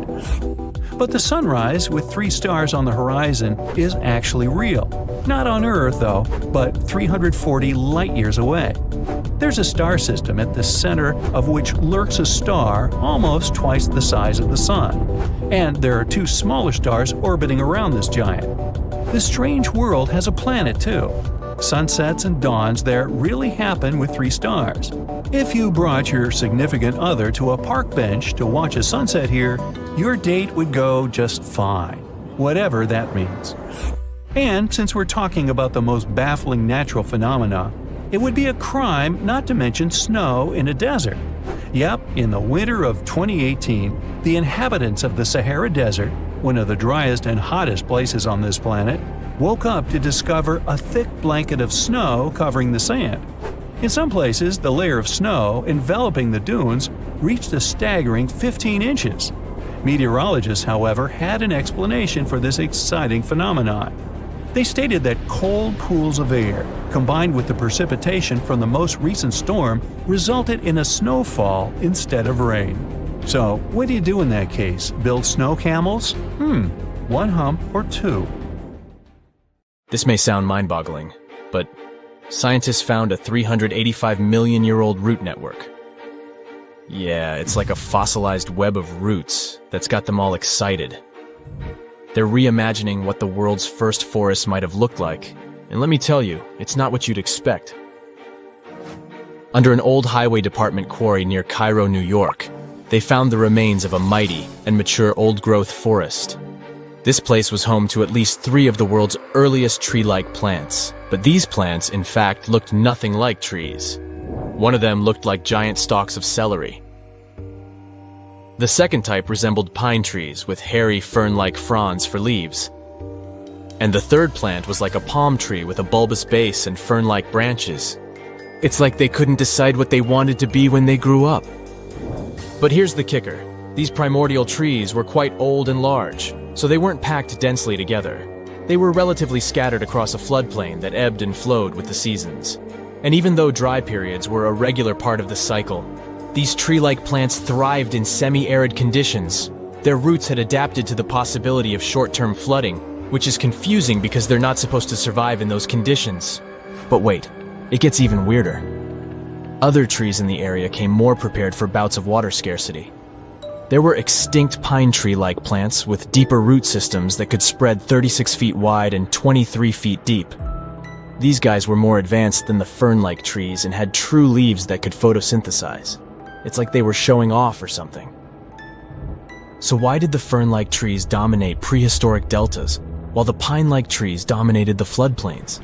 It's like they didn't even care about setting up near rivers or water sources that could carry their genes farther afield. Maybe they were just rebels without a cause, doing their own thing and not caring what anyone else thought. In any case, this finding has got evolutionary ecologists all excited. They're saying that the earliest trees could colonize a range of environments and weren't limited to wet areas. Who knew trees were so versatile? To build an underwater structure, you'll need some interesting engineering. A large bridge over a river or bay has its foundation rooted underwater. It's even more complicated with undersea tunnels. Underwater construction is challenging. Engineers need to deal with water pressure and corrosion from salt water. There's also a problem of finding suitable materials. The most typical of them are concrete, steel, and acrylic glass. Concrete doesn't care about water currents and doesn't get damaged by salt water. Steel provides underwater constructions with a strong structure. And acrylic glass is tough, long-lasting, and resistant to sunlight. It's also transparent. That's why it's often used to make windows in underwater buildings. Anyway, when the water is shallow, it's not that hard to build something there. Constructors create a temporary foundation. Then, on top of it, they build several piers supporting the upper structure. But if the waters are deep, engineers have to use other methods. Depending on which one they choose, water is either extracted or diverted during the construction process. One such method involves using a set of large driven piles. Those are long, thin columns made mostly of steel, but their interior is partially hollow. With the help of a huge hammer, they get driven into the waterbed, like nails are driven into a piece of wood.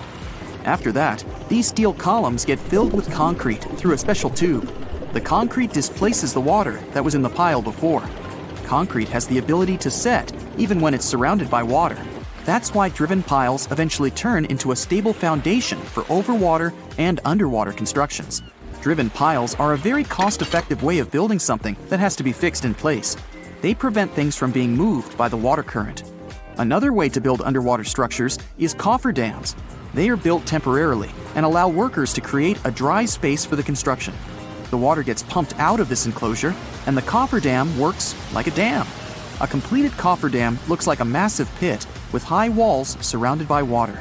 Cofferdams are made of rocks, steel, and even dirt. These constructions can be built fast and removed even faster. But the process of putting up a cofferdam is complicated and challenging for engineers. They have to make sure the structure won't flood or collapse. The simplest way to build a cofferdam is to pile up loads of dirt. But in this case, workers usually have to somehow make the construction stronger. It helps to protect it from the damage caused by water. Once the cofferdam is ready, pumps extract the water from its interior. Sometimes it's too expensive to build a very deep and strong cofferdam. In this case, constructors use several powerful pumps that get rid of excess water when it seeps through the cofferdam walls. If a cofferdam starts to fail, this process is slow and, luckily, predictable. On the construction site, there are not only main but also backup pumps. In case of emergency, they can kick into overdrive. Then, the water is kept out for the time the personnel needs to evacuate. Cofferdams are most often used during the construction of dams and bridges. But when a large ship, like a modern cruise liner, needs to be repaired, engineers use cofferdams too. Such vessels are too massive to be hauled ashore, and a cofferdam makes a perfect dry lock. The ship gets isolated from the water, and mechanics can repair it wherever it sits. Also, when a cruise ship needs to be expanded, engineers construct a cofferdam around it. Then they pump out all the water from the inside, creating a dry working place. The ship gets cut into two parts, and the process of its lengthening begins. There are several main types of cofferdams: braced, cellular, rock-filled, or earthen. For each of them, engineers need to figure out the best depth at which the wall should be put into the ground. It depends on the type of soil and the water reservoir itself. Braced cofferdams are mostly used during shallow water construction. Such a structure is actually a wall of sheet piles. Those are parts with interlocking edges. Usually, they're made of steel, but the material can also be reinforced concrete or timber. Sheet piles create something like a box around the needed area. Cellular cofferdams are also made of sheet piles, but in this case, the piles have a special shape. After being connected, they form cells that get filled with soil or clay. The cells, in turn, create a watertight wall. Thanks to its structure, it's exceptionally stable. Rock-filled cofferdams are used when there's a lot of rock at the construction site. They're built over the soil, This prevents the water from seeping into the cofferdam, and the rocks serve as reinforcement. Earthen cofferdams are built in areas where the water is less than 10 feet deep. They're created from the materials that are at hand: clay, sand, and even soil. There are also single-walled and double-walled cofferdams. The first type is used when the area of the construction isn't large and the depth is more than 20 feet. Such cofferdams are typically necessary for building bridges. Timber or wooden sheets are put into the sea or riverbed. After that, iron or steel sheets are added on the inside. On both sides of the wall, workers place half-filled bags of sand. Finally, the water gets pumped out and the cofferdam is ready for use. The double-walled cofferdam is used for large construction areas and when the water is very deep. Such construction sites need more powerful supports. This stronger cofferdam has two walls, which provides it with extra stability. Two piles get pushed into the waterbed with some space in between. The deeper it is, the bigger the space between the walls. Then they get attached to each other. After that, this space gets filled with soil. Cofferdams aren't cheap. This means that if one is used for a project, there are no other available options.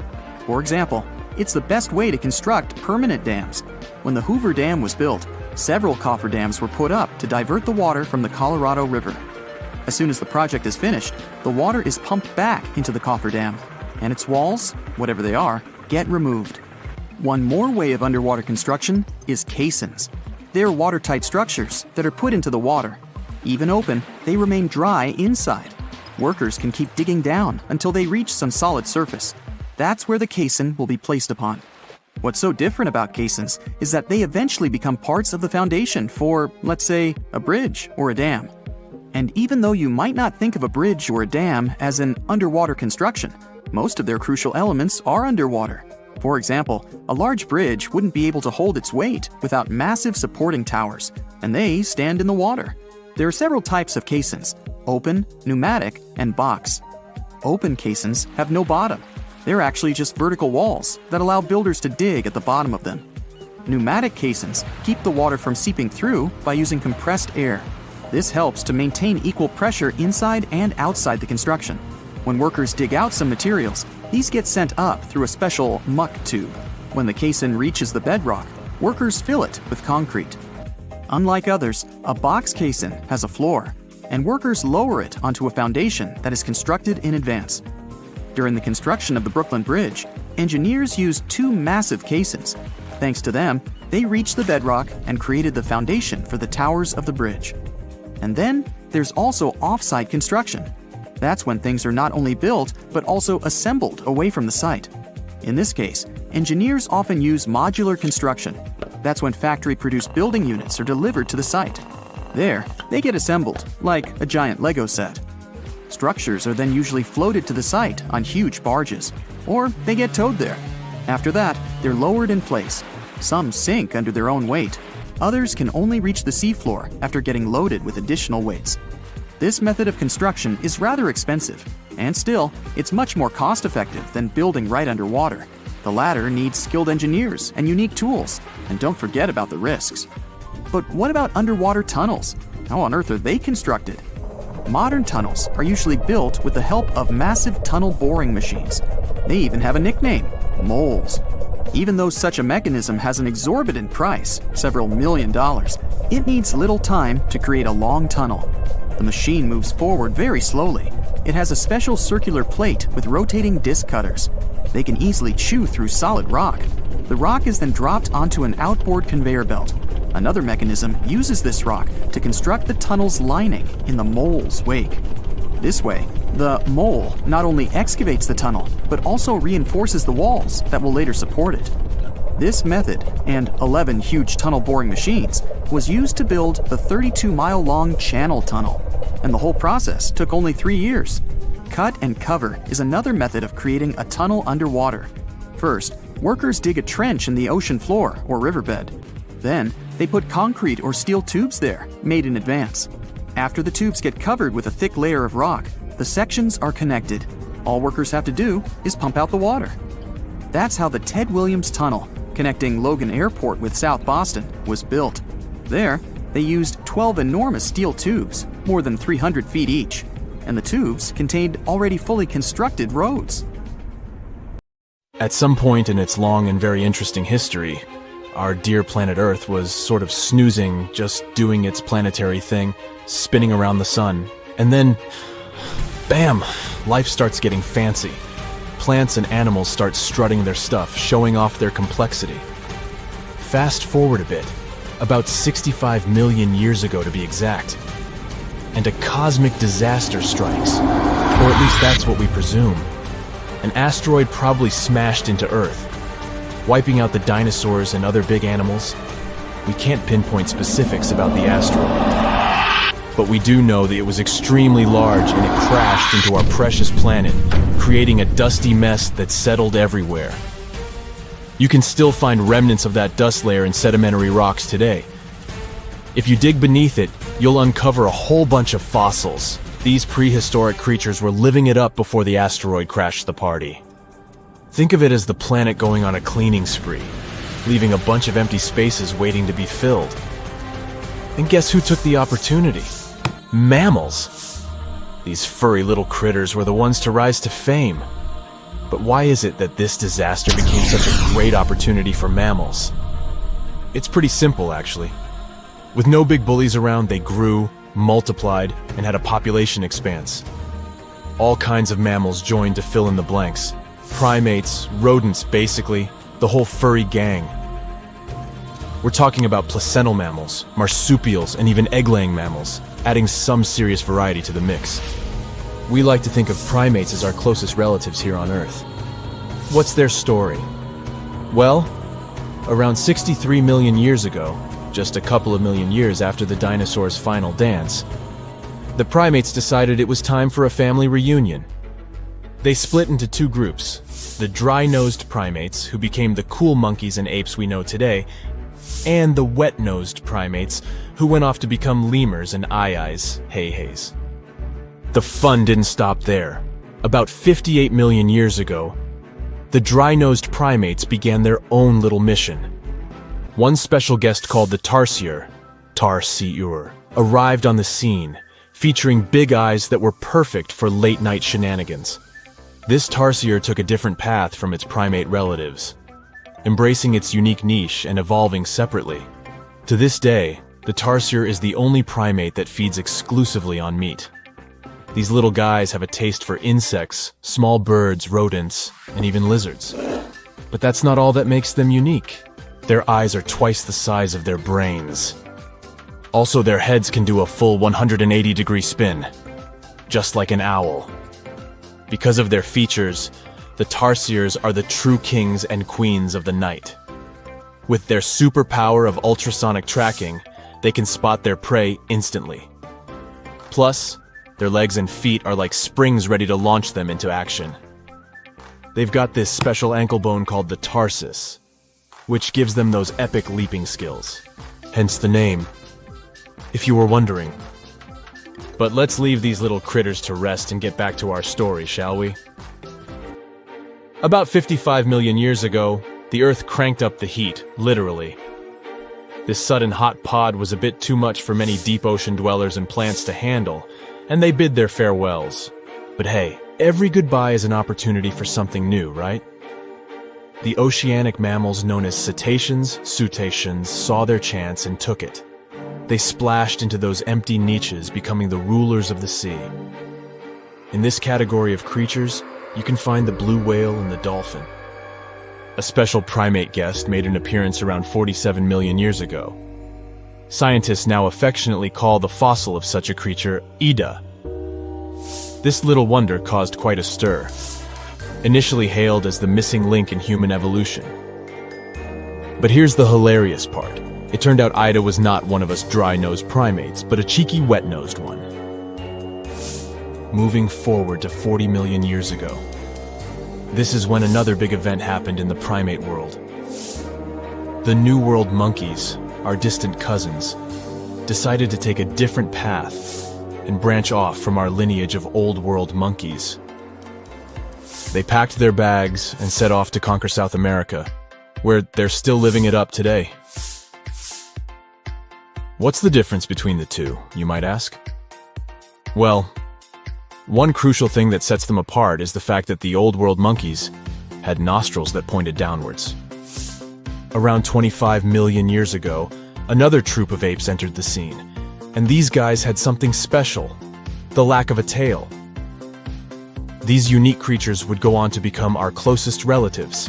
We're talking apes and great apes, the cool gang who share a whole lot of genetic similarities with us. The first ape to break free from the monkey madness was the gibbon. About 18 million years ago is when this little acrobat swung into the picture. A few million years later, the great apes made their grand entrance too. Orangutans were the pioneers, venturing into the wilds of southern Asia. We're getting closer and closer to the present. It was 7 million years ago when the great apes took a major fork in the evolutionary road. One path led to our ancestors, the future Homo sapiens, and the other path led to chimpanzees and bonobos. These two primate branches remained united for a few million years before finally going their separate ways. 5.6 million years ago, a game-changing ape called Ardipithecus made its way into our evolutionary history. It had a special talent: bipedalism. That's right, this was one of the first apes to walk on 2 feet, probably making its primate buddies raise an eyebrow or two. The real showstoppers, however, arrived around 4 million years ago: the Australopithecus crew. These were the earliest members of the Hominina hominina subtribe, our tribe. What made them so special? Well, probably the fact that they brought some serious tools to the game. Stone tools, to be precise. It seems that at some point in their evolution, these clever primates started using stones to make their lives easier.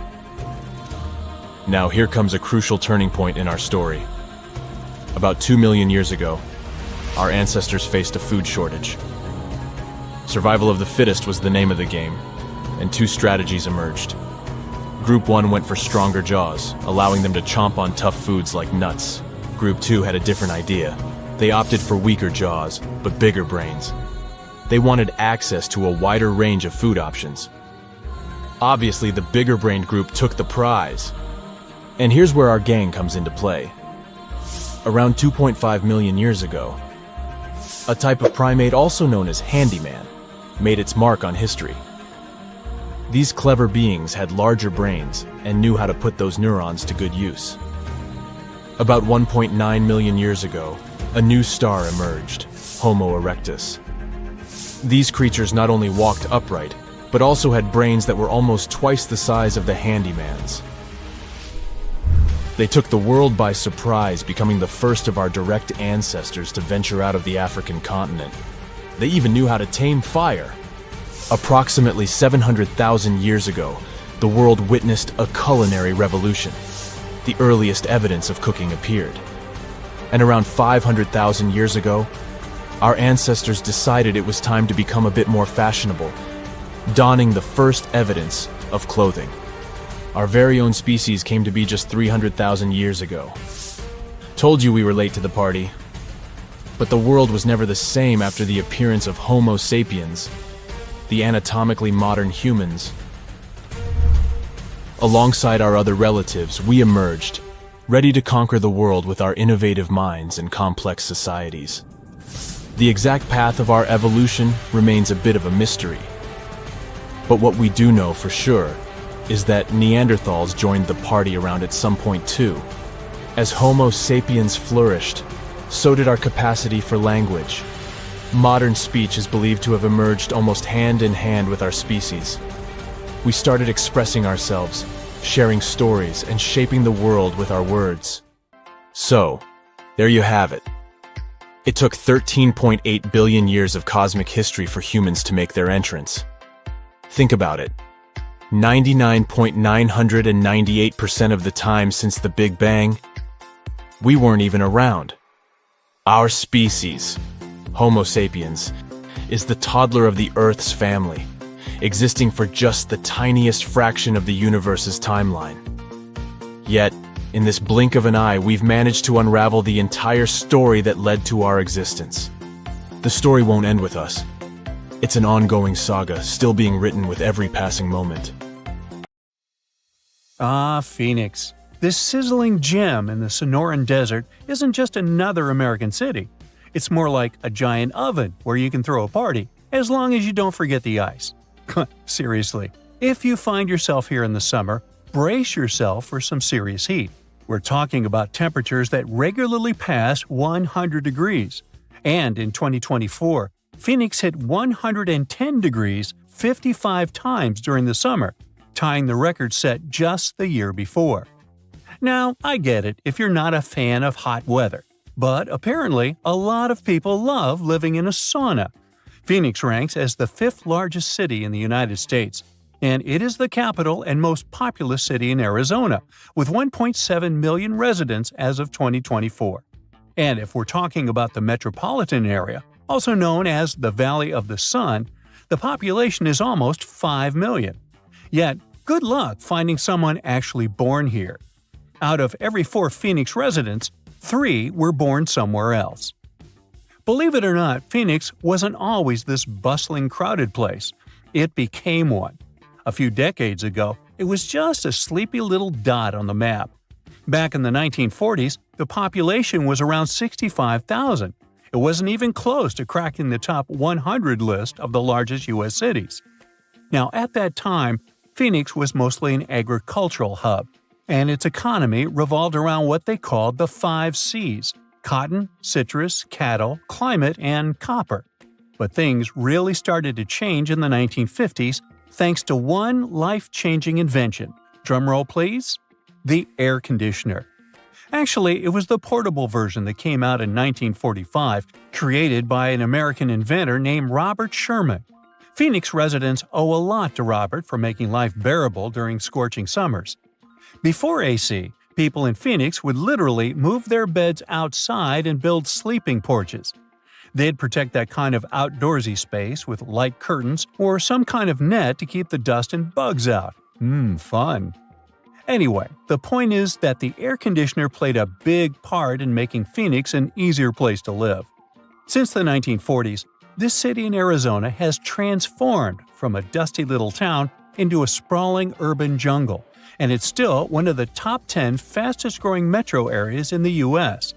The best part is, it looks like that won't change anytime soon, since this 519-square-mile metropolis is surrounded by rolling desert, with plenty of room to keep growing as far as the eye can see. So, who's dropping everything to move to Phoenix? Well, Californians are the city's biggest fans.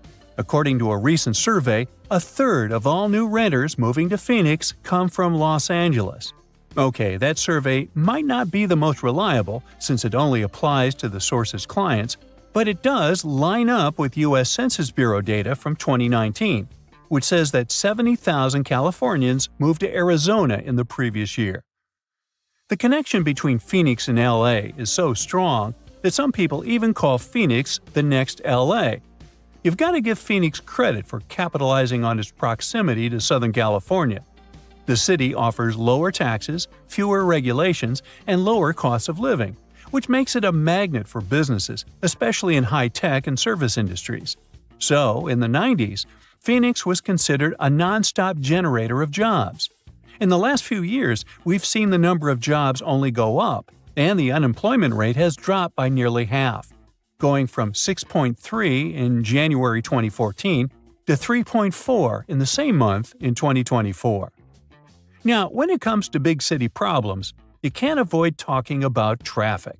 But here's another reason why Phoenix is a dream city. It doesn't even come close to the traffic nightmares you find in places like LA. Estimates show that people in Los Angeles waste about 119 hours a year just sitting in traffic. But in Phoenix, it's more like 61 hours. Huge difference, huh? And let's not even start talking about the money people waste just sitting in traffic. In LA, drivers burn through about $2,440 worth of gas per year. In Phoenix, they waste 25 gallons of fuel, which ends up costing about $952. Yeah, that's still a lot of cash, but compared to LA, come on, that's a steal. Phoenix being okay in terms of traffic might have a lot to do with how the city was designed. Just take a look at a map of Phoenix. You'll notice it looks like someone took a ruler and drew perfectly straight lines for the roads. That's because the city was laid out in a grid system. This setup makes it so much easier to get around, especially compared to cities full of confusing twists, U-turns, and one-way streets. It just simplifies things, whether you're a local or a tourist. Plus, Phoenix has nice, wide streets. Most cities have one major road and a bunch of narrow streets that just can't handle heavy traffic. But Phoenix has wide roads everywhere. So, when the freeways get jammed, you can just hop onto a parallel street and still get to work without stressing out too much. When you look at all the job opportunities and the relatively smooth traffic, it's no wonder people are willing to put up with the heat and move to Phoenix. But don't get it twisted, the heat is no joke. It is really, really hot and sunny out there. We're talking about 300 days of sunshine on average, or about 85% daylight hours per year. But once again, Phoenix has made the best of it. And all that constant sunshine has turned Phoenix into one of the top solar energy cities in the country. Now, you may be wondering, a city in the middle of the desert with barely any rain, do they actually have enough water? Well, they do. Phoenix has its water situation pretty well sorted out, thanks to multiple sources. I mean, they don't rely on rain alone, which is a good thing because, desert life.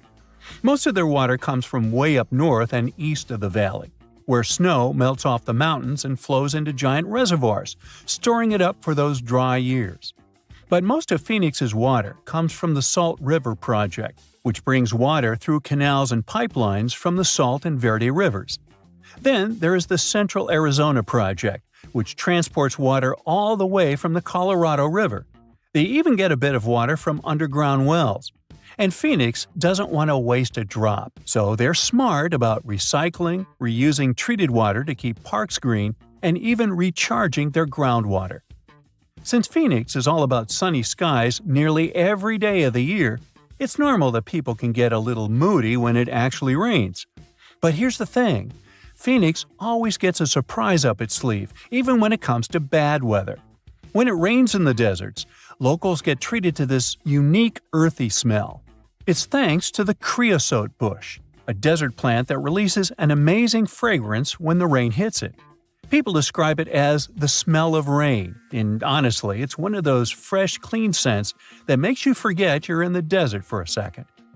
And if you've never stopped to think about why Phoenix is called Phoenix, well, it's based on that famous legend of the bird that rises from the ashes. Now, after knowing all the special things about this city and its unique ability to turn challenges into advantages, we can say the name couldn't have been better chosen.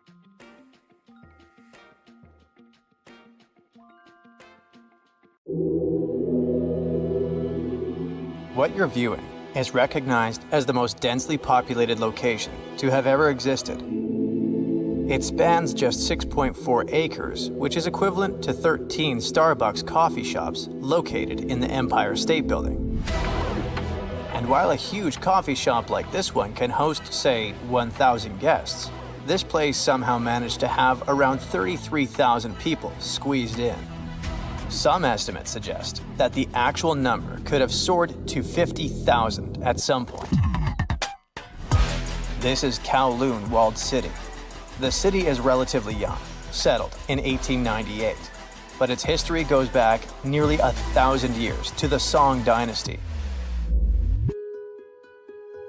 Originally a modest fortification, it remained largely unchanged until renovations in 1847 added defensive walls, leading to its revival a half-century later. But back then, the area was sparsely populated rather than crowded. To really understand just how packed this area got by the mid-20th century, let's compare it to some others. Take the East Village in New York City, for example. It has a little park at its center, but mostly it's filled with a mix of historic homes and newer apartment buildings. As of 2010, it was home to over 44,000 people, making it way more crowded than the rest of New York City, which is saying a lot, since New York City is the most densely populated city in the US. By most standards, it's pretty busy. But then you look at Kowloon Walled City, and it's a whole different ballgame. If all the land there could be split proportionally between the residents, that would be somewhere around 5.5 to 8.5 square feet per person, if we count land only. While science claims people need 200 to 400 square feet at home just to feel good. So, why was everything crammed together like that? Well, it comes down to Kowloon Walled City's unique status. It was never officially part of the rest of Hong Kong. What started as a small Chinese military outpost became more significant when a larger fort was built nearby, coinciding with the rise of Canton Harbor. After the fall of the Qing dynasty, this site transformed into a tourist destination, eventually becoming home to around 400 squatters. However, in the 1930s, the Hong Kong authorities intervened, relocating the inhabitants and demolishing the dilapidated structures. The 1940s and 50s were pretty rough times for folks in Kowloon. And while the residents were somewhat accustomed to different countries vying for control over their land, they were definitely caught off guard by natural disasters. In January 1950, a massive fire broke out that wiped over 2,500 huts, leaving almost 3,500 families, which is about 17,000 people without homes. This disaster really underscored the need for better fire safety measures, especially in the squatter areas made mainly of wood. The problem didn't end there. Due to the lack of control from both the Chinese and British authorities, except for a handful of operations conducted by the Hong Kong police, the walled city became a refuge for illegal activities. It was not until a trial in 1959, which took place within the walled city's boundaries, that the Hong Kong government was officially recognized as having jurisdiction there. By that time, however, organized crime groups known as triads had already established dominance over the area. Starting in the 1950s, triad factions such as the 14K and Sun Yee-un took control of all the criminal dens within the walled city. The environment became so dangerous that police would only enter in large numbers. It wasn't until 1973 and 1974 when over 3,500 police operations led to more than 2,500 arrests and the confiscation of illegal produce that the influence of the triads began to diminish. Only a decade later, the local police chief announced that the crime rate in the walled city was now under control. And even though crime dropped, the walled city still became known for having a surprising number of unlicensed doctors and dentists who could work there without fear of getting into trouble. That was a win-win. Many working-class people couldn't afford licensed dentists somewhere in Hong Kong, so they would go to Kowloon to receive affordable health care. You get it now. What can attract people in such a seedy place? Right, it's zero oversight. And zero oversight means that anyone could start their business here, no matter how shady it was. However, there were some totally normal entrepreneurs. For example, noodle makers. Despite all the dangers, the population of the city kept growing. But how can you create more houses if your territory is very limited? Simple. Think vertically, not horizontally. So local developers started stacking more and more stories, as if those were Lego bricks you could easily add on top of your tower. This led to a crazy population boom, making the city feel like a little world of its own, with over 33,000 people being crammed into 300 buildings on just about 7 acres. By the late 70s and early 80s, the city hit its peak size. But that came with some quirks.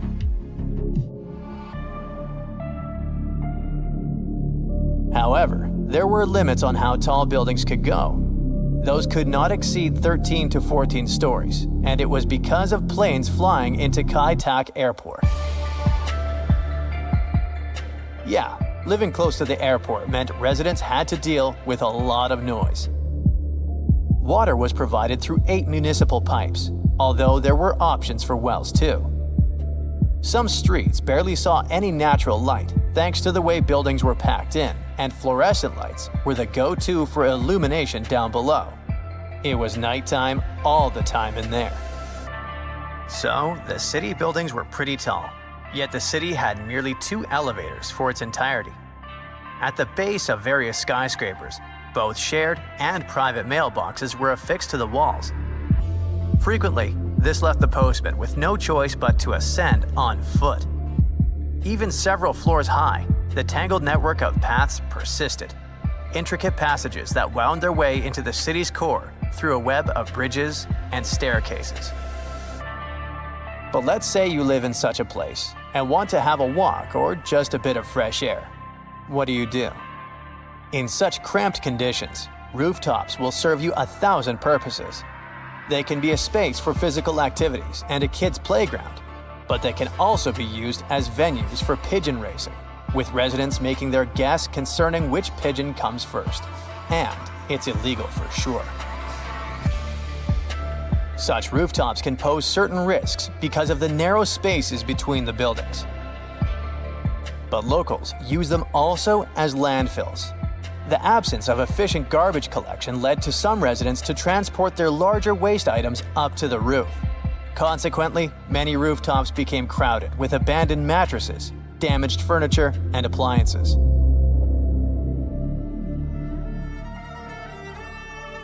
Hey, I get the feeling that I'm talking about something that actually exists.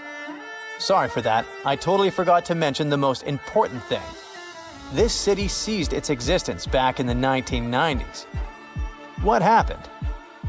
Long story short, both Chinese and British authorities grew increasingly weary of the chaos unfolding in the city. Control was difficult, if not impossible. Criminals kept proliferating and the area was in disarray. Consequently, officials from both countries chipped in and allocated approximately $350 million in compensation for the locals, who had been kicked out of that area as the city was demolished. Kowloon exists today, but not as the infamous walled city. It's now an urban area in Hong Kong, which is located in a completely different place. It just has the same name. As for the area that used to be Kowloon, there's now a park known as Kowloon Walled City Park. Architects and thinkers still look back at Kowloon as a prime example of the organic megastructure concept from the 60s, which envisions cities as flexible networks that grow and change with their residents. Almost forgot. If you're looking to catch a glimpse of the real deal, you should watch Crime Story, starring Jackie Chan, as some scenes were filmed there.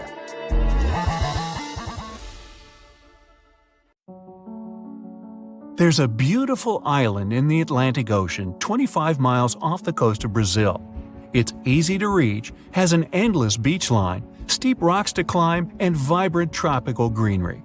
Yet there isn't a single hotel here, no one's hiking on all those rocks, no one's watching sunsets by the ocean, and you'll never see kids build sandcastles on the beach. People left this island a long time ago and will unlikely ever come back to live here. It's been long since taken over by creatures you'd rather never meet. Ilha da Queimada Grande has the highest concentration of venomous snakes in the world. It's the only natural habitat of the golden lancehead viper, one of the most dangerous snakes on the planet.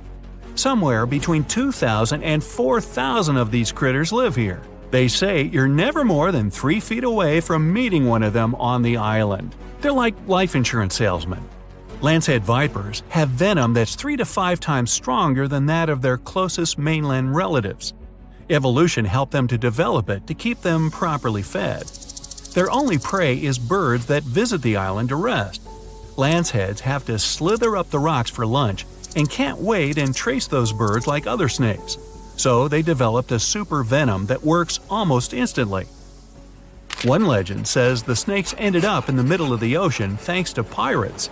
They were looking for a good place to hide their booty, their gold. The island was a perfect match. They also needed something to protect their treasures from any invaders. So they brought some snakes, and those multiplied quickly.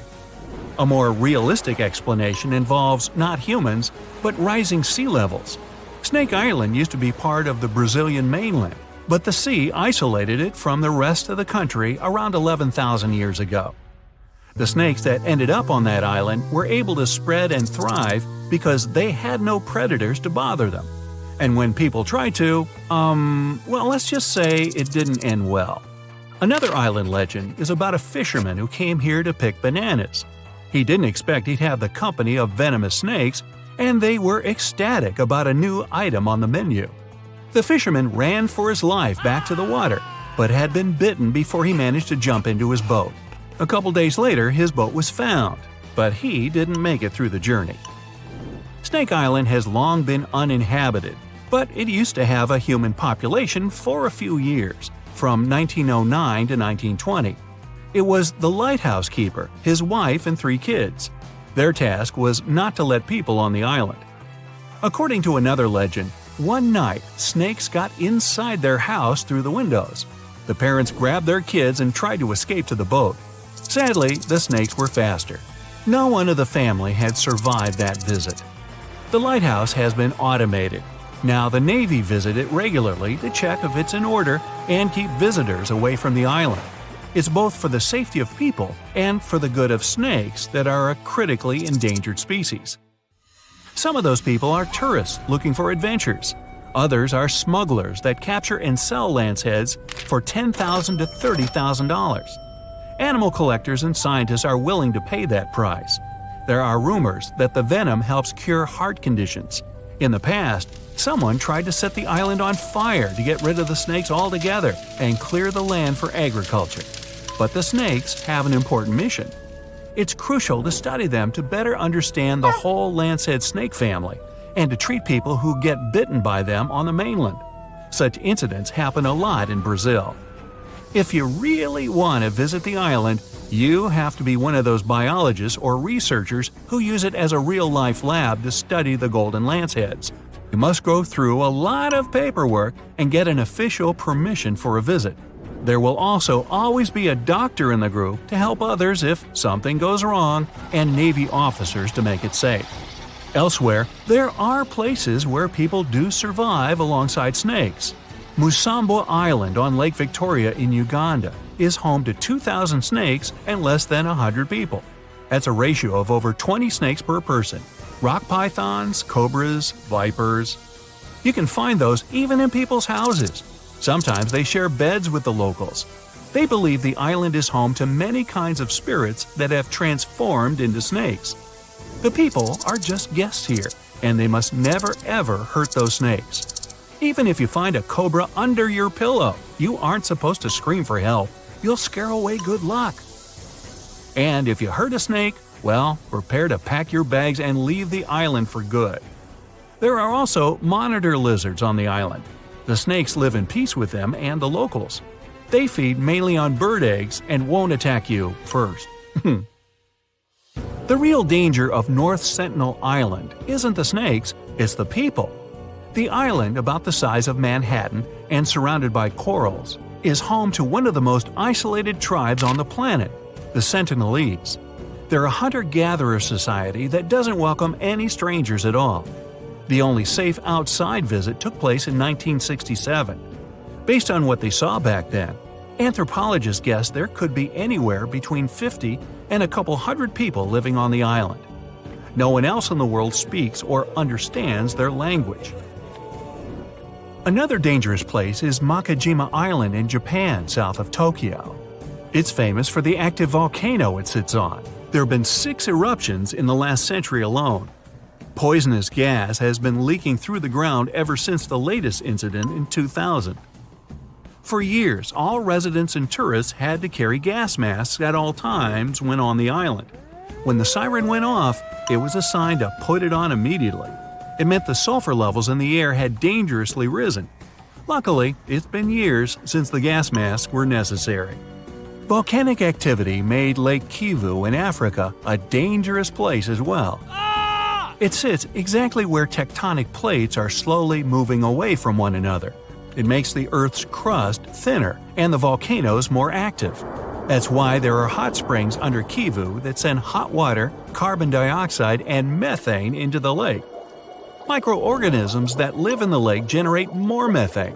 All these gases remain in the water because the lake is really deep. This mix is denser than regular lake water, so the lake has unusual layers. Kivu is dangerous because all the gases trapped in it could find a way out. That would be a disaster. Saba is a tiny Caribbean island that's seen more storms in the last 150 years than any other place in the world. There were over 60 big hurricanes, 15 Category 3 storms, and 7 Category 5 ones, the most destructive a hurricane can get. If you want to try your luck, visit in winter. You'll be less likely to witness a storm, but landing will still tickle your nerves. Saba also happens to have one of the shortest and most dangerous runways on the planet, stuck between two rocky ridges. Bouvet Island is the loneliest and most remote one in the world. The nearest piece of land is 1,000 miles north, and the Antarctic coast is 1,100 miles to the south. Fewer than 100 people have ever been here, mostly scientists that used to work at a research station. If you decided to travel there, the journey would take days. If something went wrong, there would be no one to save you in time. Plus, 93% of the island is covered with a glacier, and there's just one appropriate place to moor a boat. Hey, sounds like fun! Sign me up! Not. Mount Washington in the US gets way more visitors, but not everyone comes back safely. It's known as the most dangerous small mountain on the planet. The winds here are the fastest on the surface of the Earth, reaching 200 miles per hour. Hey, let's go fly a kite, huh? Freezing temperatures and heavy snowfalls don't help the ascent either. Hikers are often steered away from trails and roads. Even if you do make it to the top, you'll experience overloads like on the peak of Mount Everest. Fraser Island sits off the coast of sunny Queensland, Australia. But don't fall for its beauty. It's home to the most dangerous beach in the world. There's nowhere on the island to seek medical attention. If you do run into danger, you're on your own. Dingo attacks are super common here. If you don't know what a dingo is, it looks like an adorable dog. But beware, this wild breed is extremely dangerous.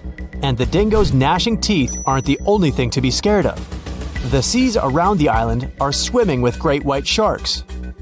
There's jellyfish in the water too. Fraser Island is home to some of the world's most dangerous kinds, including the Portuguese bluebottle. One sting from its venomous tentacle is enough to take down an adult human. Even if you manage to avoid the creatures on the island, the sea itself is perilous. The waters are incredibly rough and have powerful riptides. These are strong currents that will pull you away from the shore. And remember, there are no lifeguards to come to your rescue if you get in trouble. Even the sand is dangerous. Car rollovers in the thick dunes happen all the time. It's definitely best to swap your car for a dune buggy. Travelers also often drive down the dunes straight into the lakes below. But the lakes are incredibly shallow, which is not very safe. Fraser Island is also known for its beautiful lookout points, but you'll need to watch your step. You might feel on top of the world, but stay well away from the edges as jagged rocks and crashing waves line the shore below. There's an island in Brazil known as Snake Island, which is equally dangerous. I wonder what the hazard could be here. It's home to thousands of golden lancehead vipers, which are one of the most venomous snakes on the planet. They grow to over 20 inches long, and their fast-acting venom melts the flesh from around their bites. There are around 4,000 snakes on the tiny 106-acre isle. Snake Island has become so dangerous that the Brazilian authorities had to ban everyone from going there. For years, the only human inhabitants to brave the island were a lighthouse keeper and his family. But local legend says that one night a group of snakes crawled in through a window to attack, and the family was never seen again. Known as the Gas Mask Town, the island of Miyake-jima is not one to visit in a hurry.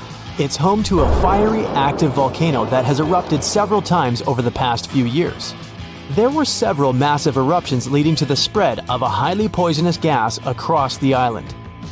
Residents are now required to carry gas masks at all times. and a terrifying alarm blares across the island whenever the poison levels get too high. The island is also in the middle of the Devil's Sea. Ships mysteriously vanish in the area, and experts have no idea why. The North Sentinel Island is home to a remote and unwelcoming tribe. They lived alone on the island without any modern technology or contact with the outside world for over 60,000 years. And that's just the way they like it. They've been known to fire arrows at anyone who attempts to enter the island. There are many stories of people visiting the island, and they are never seen again.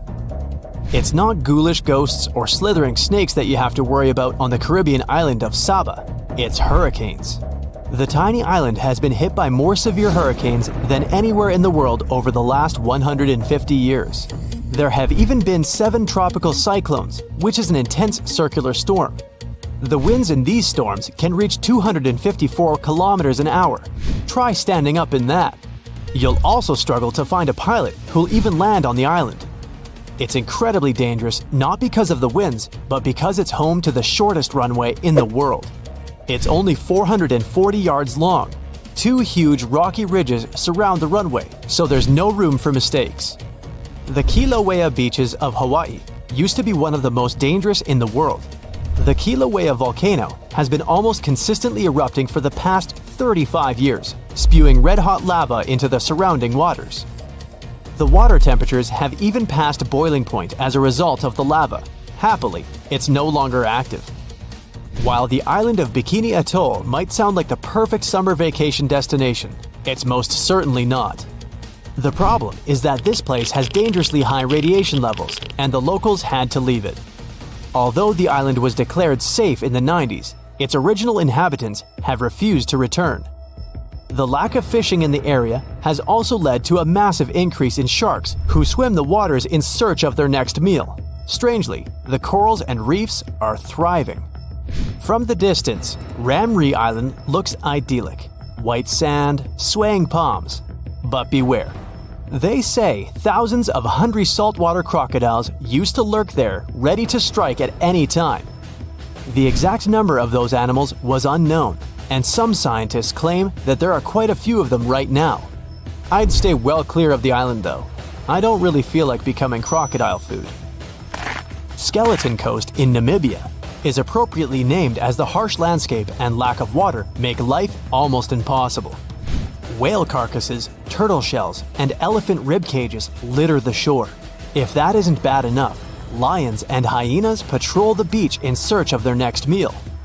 The surrounding waters are just as dangerous, as they are home to 11 different species of shark. Many sailors have become lost on this coast and have never been seen again. Cape Tribulation in Australia also lives up to its name as it is packed, full of dangers. Swimmers have to wear special stinger suits because the water is teeming with stinging jellyfish. Saltwater crocodiles also hide in the water, but they don't make a suit to keep you safe from those. It's not just the jellyfish that sting. The area is covered in stinging trees. The trees have jagged leaves that give the crocs' teeth a run for their money. On land, there's angry cassowary birds. There are flightless birds that are the same size as an ostrich. They have sharp talons that can easily slice through skin. The Otterkliv beach in Norway is one of the best places to see the northern lights, but you'll be lucky if you survive more than one night there. The seas surrounding the island can reach 46 degrees Fahrenheit, and that's just in the summer. It probably feels like swimming in ice cream. For years, Gansby Beach has remained a habitat for the most dangerous creatures on the planet. Sharks are particular fans of its waters, and the coastal stretch is known as the Great White Shark Capital. The sharks are attracted to the 60,000 sea lions that flock to the beach every year. Not just shark food, wild sea lions can be unpredictable and aggressive towards humans. Comoro Islands are the worst vacation destination for those who don't really like mosquitoes. The place is swarming with the little guys. Locals say all the water on the island must be contaminated because of them. So they like to sterilize water before drinking, making ice, and even brushing their teeth. If you're really into coconuts, there's one place you should probably go to grab some. I'm talking Danger Island. Yep, it's the real name of one of the islands in the Chagos archipelago. It shouldn't scare you off though. The major problem it has is parking. I mean, safe anchorage for those who come there. Finally, while it may sound dreamy, you're probably going to want to avoid the beaches of the Amazon. Sharp-toothed red-bellied piranhas, anacondas, and electric eels are just some of the beach's regular residents. It has one of the widest varieties of animal species on the planet, including the Amazonian giant centipede, which has a poisonous bite. It's not just the animals of the Amazon that you have to watch out for. Strychnos and curare are the two Amazonian plants that are super poisonous. Why is Australia so strangely empty? Why haven't we discovered so much of the ocean? Is our planet a perfect sphere? And was the Earth once more purple than green? I bet you didn't know these facts about our planet. So let's find it all out. Australia is really massive. To make it easy to understand its size, it's nearly as large as the entirety of Europe. Home to around 26 million people, Australia is among the countries with the least population per area. It's ranked only 55th for the highest population in the world, while it has the 6th largest land area. Why is so much of it empty? A good guess would be the many dangerous animals hiding behind every rock. At least this is enough for me to avoid Australia. But there's one specific reason to explain this. The dryness of Australia ensures that 85% of the population lives within 30 miles of the coast, and 80% of them live along the eastern side where rainfall is more common. But although there is an overall lack of rainfall, only 20% of Australia is unlivable desert, and only 40% is considered not habitable by human standards. The water consumption is actually higher than their average rainfall each year, but there is a further ancient water source hidden way below, which can support a much larger population. It's one of the largest underground freshwater resources in the world, the Great Artesian Basin. It covers a staggering 656,000 square miles, which is 1/5 the size of Australia. It holds enough water to cover the Earth under a 1.5 feet deep layer of water. Or, more usefully, it could provide enough water for thirsty Australians over the next 1,500 years. Only 6.5% of Australia has soil suitable for farming, so this doesn't seem like a huge amount. But in case you forgot, Australia is big, and this small percentage is about the size of France. With this massive area available for farming, Australia has more than enough to feed its population, with a further 70% of agriculture products that are exported overseas.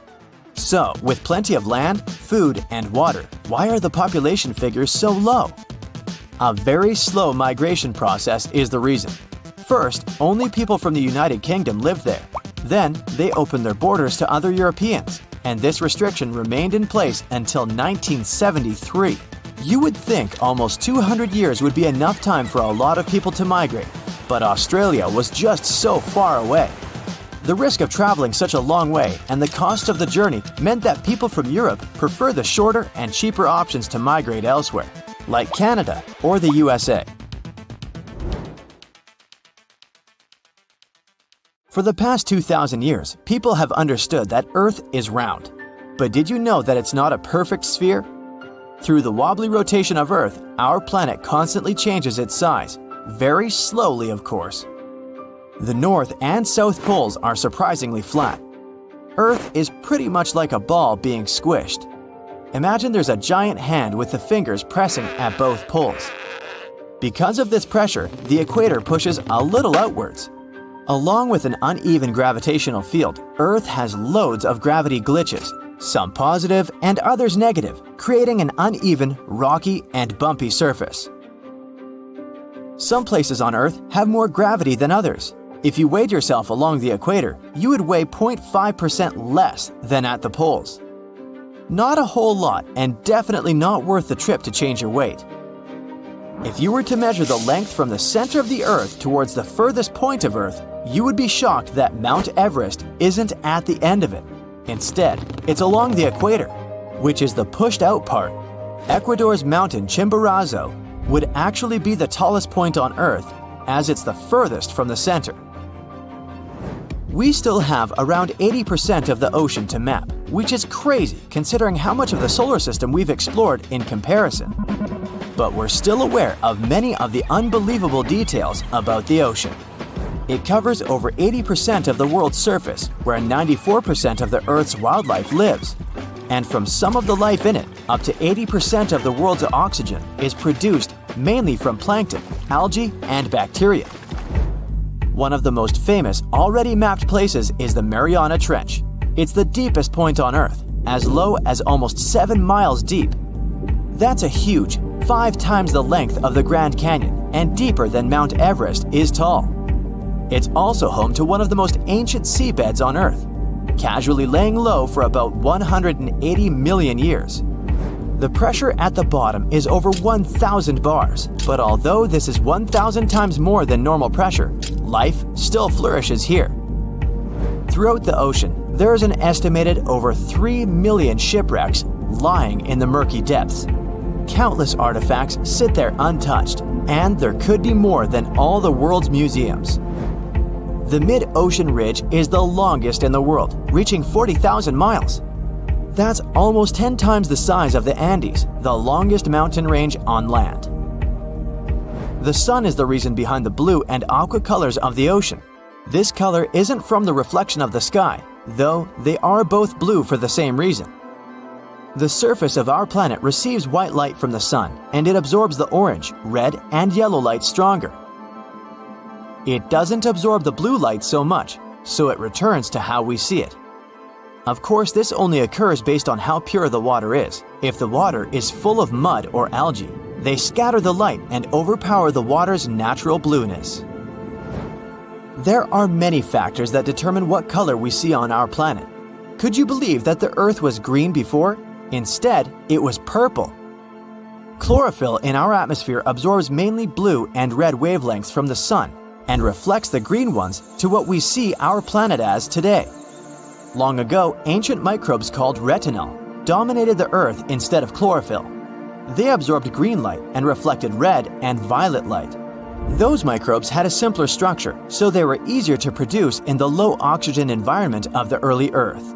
They provided our planet with a purplish color instead of green. But chlorophyll is more efficient, and as the Earth was developing, it eventually took over. Imagine that billions of years ago, faraway observers could see our home as a small purple dot. I wonder if we could have also been purple. Probably not. The biggest tree on Earth is a giant sequoia named General Sherman. It stands over 280 feet, almost reaching the height of a 26-story building. They believe it to be 2,700 years old, with a circumference of 1,000 inches. Its weight is a staggering 1,800 tons. That's heavy, but it isn't the heaviest living thing on Earth. In Utah, a huge grove of trees called Pando works like a single colony of trees. The massive root system connects all of them together with up to 47,000 stems. It weighs up to 6,000 tons and is 80,000 years old. It makes it the oldest living thing known to humans. Now, what about the biggest area of one being? Off the coast of Western Australia, a seaweed grows to an unthinkable size. The Poseidon's ribbon weed has been growing for 4,500 years, spreading underground clone shoots. It's all connected and shares the same DNA with most of its shoots. It covers a massive 77 square miles, the same size as 28,000 soccer fields, or the size of Nebraska. And it won't stop there either, as it continues to grow by 2 feet each year. It's hard to even picture the scale of these enormous beings. Now, just imagine if they were all purple.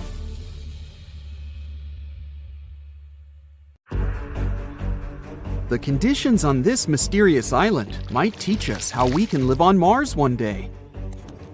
Devon Island is, to this day, the largest uninhabited island on our planet. It's located in the Canadian Arctic archipelago, and it's easy to see why people find it impossible to make a home here. The soil stays frozen throughout the seasons. The eastern part of the island is covered by a thick ice cap all year round.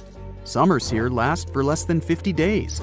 And by summer, I mean that the ground is snow-free and the temperatures are slightly over 46 degrees Fahrenheit.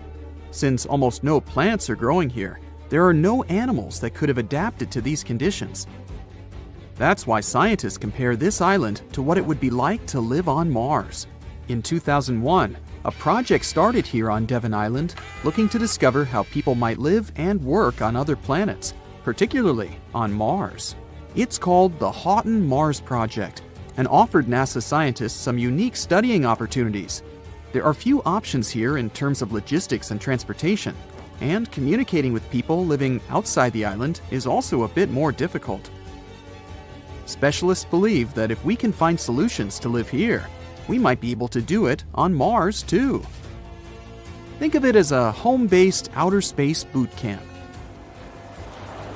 The Pitcairn Islands can be found in the middle of the Pacific Ocean. If you're a fan of adventures and remote places, this is the place to be. But you'll need to buckle up for quite the ride, since no plane has ever reached this place. The only way to reach the Pitcairn Islands is to take a 32-hour yacht ride. No wonder only 50 people are known to live here. Its history is really interesting too. A group of people settled here in the 18th century after a failed marine mission. To this day, all the residents of the island are descending from that initial group. Life's not easy here though. If they need to see a doctor, for example, they need to travel either to the island of Fiji or to New Zealand. Now let's head over to Mexico, where recent technology has allowed scientists to explore some fascinating cenotes, which were previously unknown. Cenotes are also called sinkholes and allow us to see subterranean water bodies. A team of archaeologists, cave divers, underwater photographers, and biologists came together to explore and document the extensive network of sinkholes located in the Yucatan Peninsula. One of the hotspots is located under the main pyramid at the Chichen Itza archaeological site. In total, scientists are looking to explore about 6,000 cenotes stretched across this whole region. The whole project is important not only because of the geological discoveries, but also because of its connection to the Mayan people and their culture. These recent discoveries revealed that for the Mayans, these cenotes weren't simple water sources. They dictated the way they built their constructions and had a huge impact on their spiritual lives too. The tallest mountain in the world is Mount Everest, sure, but it's been explored by scientists and tourists alike and doesn't hold many secrets. The mysterious Ganghar Puensum